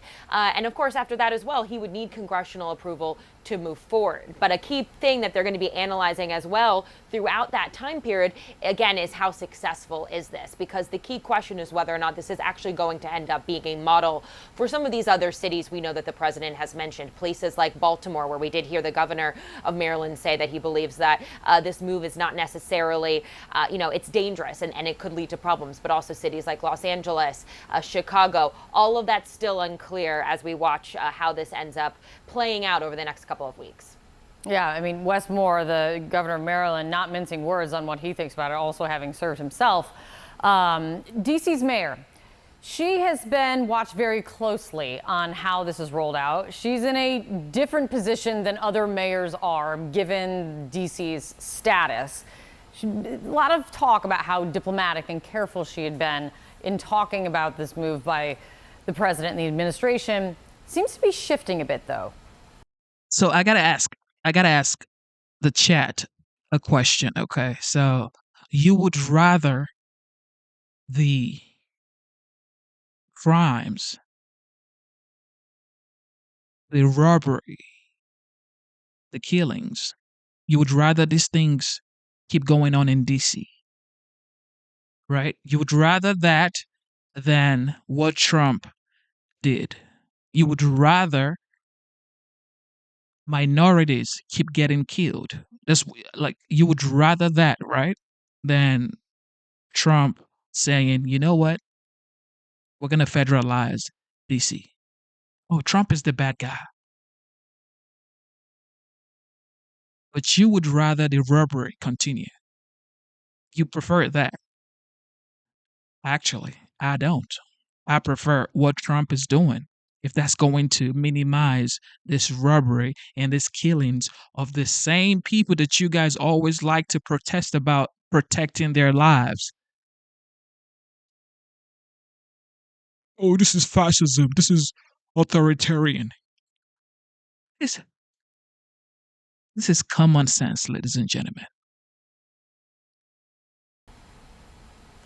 I think that's exactly right. She's been treading very carefully. She's been very careful with her rhetoric. We've really seen that over the last week. I mean, when the president first announced that he had plans to do some of this, or even just wanting to bring in some federal law enforcement in the first place, it took her 5 days initially before she actually spoke out about it. And then even after he had made this announcement on Monday saying that he was going to be using the DC Home Rule Act to really have this takeover with federal agents, she still tried to argue that perhaps, it might be good to see people in the streets, while also noting that this move was unprecedented. But then yesterday, she did change her tone a bit. Listen to what she said. We all need to do what we can in our space, in our lane, to protect our city and get to the other side of this guy and make sure we elect a Democratic House so that we have a backstop to this authoritarian push. So you heard her saying have a backstop to this authoritarian push, which she's arguing that the president has been doing here, and also saying that they need to have a change in Congress to make sure that this could potentially be prevented in the future. All to say, very different language than we've heard in recent days, Kate. A market shift, that's for sure. All right, Elena, great to see you. Thanks for starting us off. Joining me now in the group chat, Garrett Graff returns. He's a journalist and historian. Lulu Garcia-Navarro, CNN contributor and New York Times journalist, and Doug Heye, Republican strategist. Good morning to you all. Good morning. Doug, I'm going to start with you because I'm sure your group chats are lit with all the winning that is happening. But it is very much, as you could hear from the response, hitting a nerve. So what do you think of how the president has approached this? Well, first, it's a very different tone that we're hearing from Mayor Bowser today and yesterday than we did just a couple of days earlier. She is one of the smartest operators in Washington, D.C., in how she's been trying to navigate these waters with Donald Trump, given the role that the federal government has with D.C., not just over the past week, but over the past several months. Clearly, Donald Trump feels, though, that this issue of crime, and I think Republicans writ large, it's terra firma for them. Whenever they can talk about being tough on crime, they're really where they want to be. And D.C. is ripe for these issues. Obviously, the Capitol Mall, the National Mall is a safe place. Nobody really gets in any trouble there. I mean, not obvious from the imagery, but yeah, now it is. But if you walk in the mall, whether it's today or 2 weeks ago, you feel safe. You go in different neighborhoods and you start to feel less safe very quickly. 3 blocks from here is Union Station, where I unfortunately encountered a girl brawl at the metro stop just 2 weeks ago. And the things that I see at Union Station and smell at Union Station every day, every week, are troubling. And it's one of those things that allows Donald Trump to send this signal that he can. The thing I would say, while I don't like Donald Trump always finding something to declare an emergency that, by the way, always increases his powers, what a shock. If you want to solve this, one of the fastest things you can do is appoint judges, because the backlog that we have on prosecutions I want to bring in the others here, because you're bringing up a good point that this is about 2 things at once. How does crime exist? How bad is it? One question. What should you do about it? What's legal or just, et cetera, is another question. And I think Democrats are struggling answering. I think that's true. I also think this tells us a lot about the dynamics inside the Trump administration, which is this is an incredible misuse of federal resources in terms of the deployment of having, FBI agents, DEA agents, Border Patrol agents walking beats in the city which is something they're not trained to do. They don't have the equipment to do. They don't even have the legal powers to do. I mean, one of the things is like a lot of these federal agents don't actually have the powers to do the things that the Metropolitan Police does here. And so it's interesting to me that someone like Kash Patel, the FBI director, is unwilling to say, actually, I have a really good plan for addressing crime in DC. Let me surge agents to a violent crime task force, to a fugitive task force, to a gang task force, and let the FBI agents do the things that they're supposed to do. And he's willing to let his agents be compromised for a political stunt. I want to say that the police chief is tried to clarify the issue of just chain of command, who's in charge if you get, arrested in the district. Here they are answering that. Are you answering to Terry Cole? I answer to I answer to Mayor Muriel Bowser. And here, let me just say this: let us not have any controversy with that, okay? Because I know people want to build upon and create division. We're here to work together with our federal partners, and that's what we're going to do. The fact is, the people who live in DC right now, even the politicians, even the Democrats, the blue-blooded Democrats, they are in some way, shape, or form very, very happy. Relieved. Okay? They are relieved right now because they would love to do what Trump is doing, but they can't do it. The only person that can actually do it is Trump. So, best way is act like you don't like what he's doing, because he's trying to protect your people. So we're going to act like we don't like it, but we love it. Behind closed doors, we are celebrating. Actually, throwing parties, happy. Who wants to get robbed? Nobody wants to get car hijacked. Nobody wants that. So they are actually happy.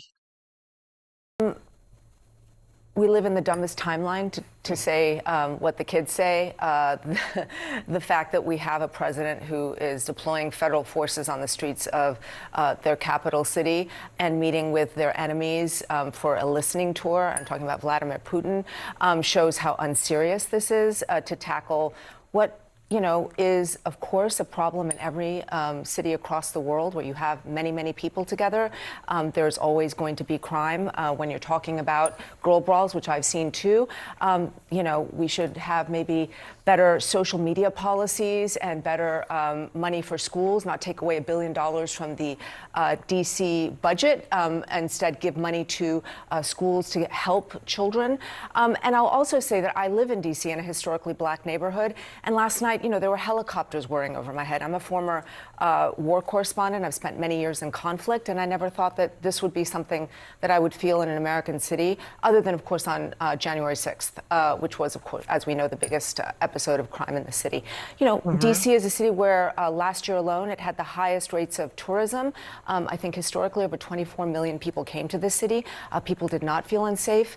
And so this is a solution without the kind of problem that Donald Trump and his administration is presenting it as. Anyway, thank you guys for tuning in to the live show. All I can say is God is the greatest. America is the greatest nation on the face of the earth. God made it so. I love the United States. I'm thankful to the United States. And I believe you love the United States as well. And that's why you're here watching this show.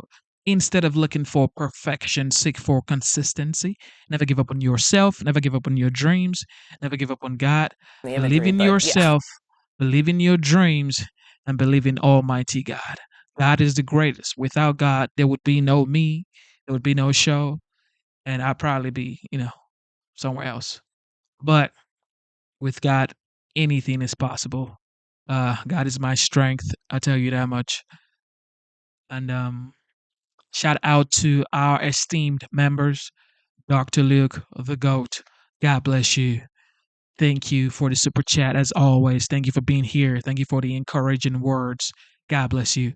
Thank you, Dr. Luke, the GOAT. Shout out to Ellie. Shout out to Ringmaster Ingram, CRXR. God bless you, CRXR. God bless you to Sandra. Thank you. Also, I got to give a shout out to the moderators. Moderators, Good Genes, C. Shelley, God bless you. MVP Jet, God bless you. Corey B, God bless you. Zyro's Garden in the house, God bless you as well. I don't know if Busky is in the house. Shout out to Busky as well. I don't know if Terry Vinings is in the house. Shout out to Terry as well. I just got to give a shout out to everybody, man. Thank you. And if you're just, tuning in, watching, enjoying the show, and putting your opinion in the comment section, thank you as well. Thank you for subscribing. Thank you for being here and chatting with us. Thank you. Thank you. Thank you.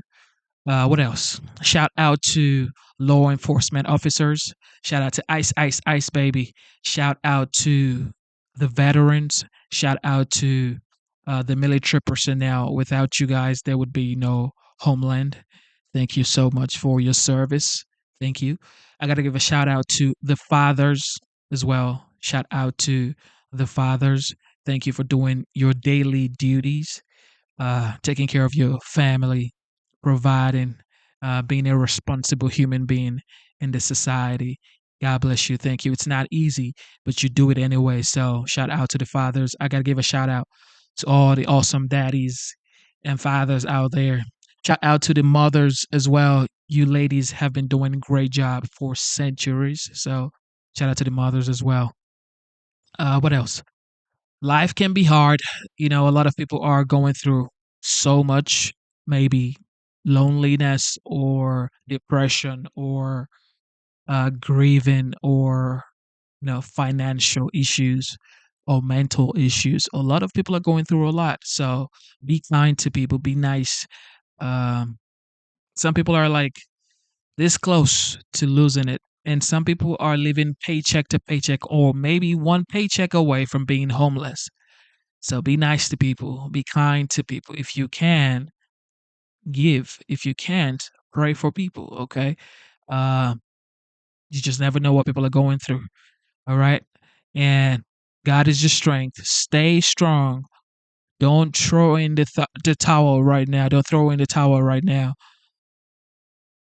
God is your strength. Okay. He didn't bring you here to abandon you. So just believe that He is your strength. He's going to walk with you through the hard times. Just be strong and let God do what He does. All right. And with that being said, your boy Genesis has to sign out.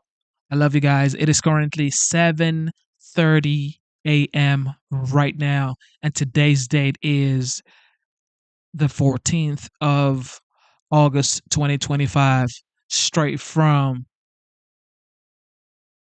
Georgia. I am streaming from Georgia. So you guys, if you are probably in the West Coast, it may be a different time, but I'm in the South, so it is currently 7:30 right here. It is Thursday, so if you're going to work, enjoy yourself at work.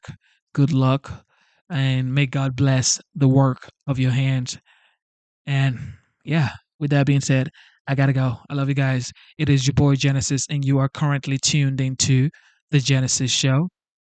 If you've subscribed, thank you so much. And if you are planning to subscribe, please do. And God bless you, man. God bless you. God loves you. And He cares about you. So don't give up. Don't lose your mind. He actually cares about you. All right. With that being said, I got to go. Your boy Genesis signing out. Got to get some rest. I have to get some rest. My beautiful daughter has gymnastics class this evening. So yeah, I'm going to have a good time with my baby girl. So you guys, love your family, hug your family, tell your family you love them, all right? Spend time with your family members, call them, text them, kiss them, hold them. You just never know. You never know. So tell them you love them. Show them that you love them, all right? I love you guys. Stay strong. See you soon. Your boy Genesis signing out.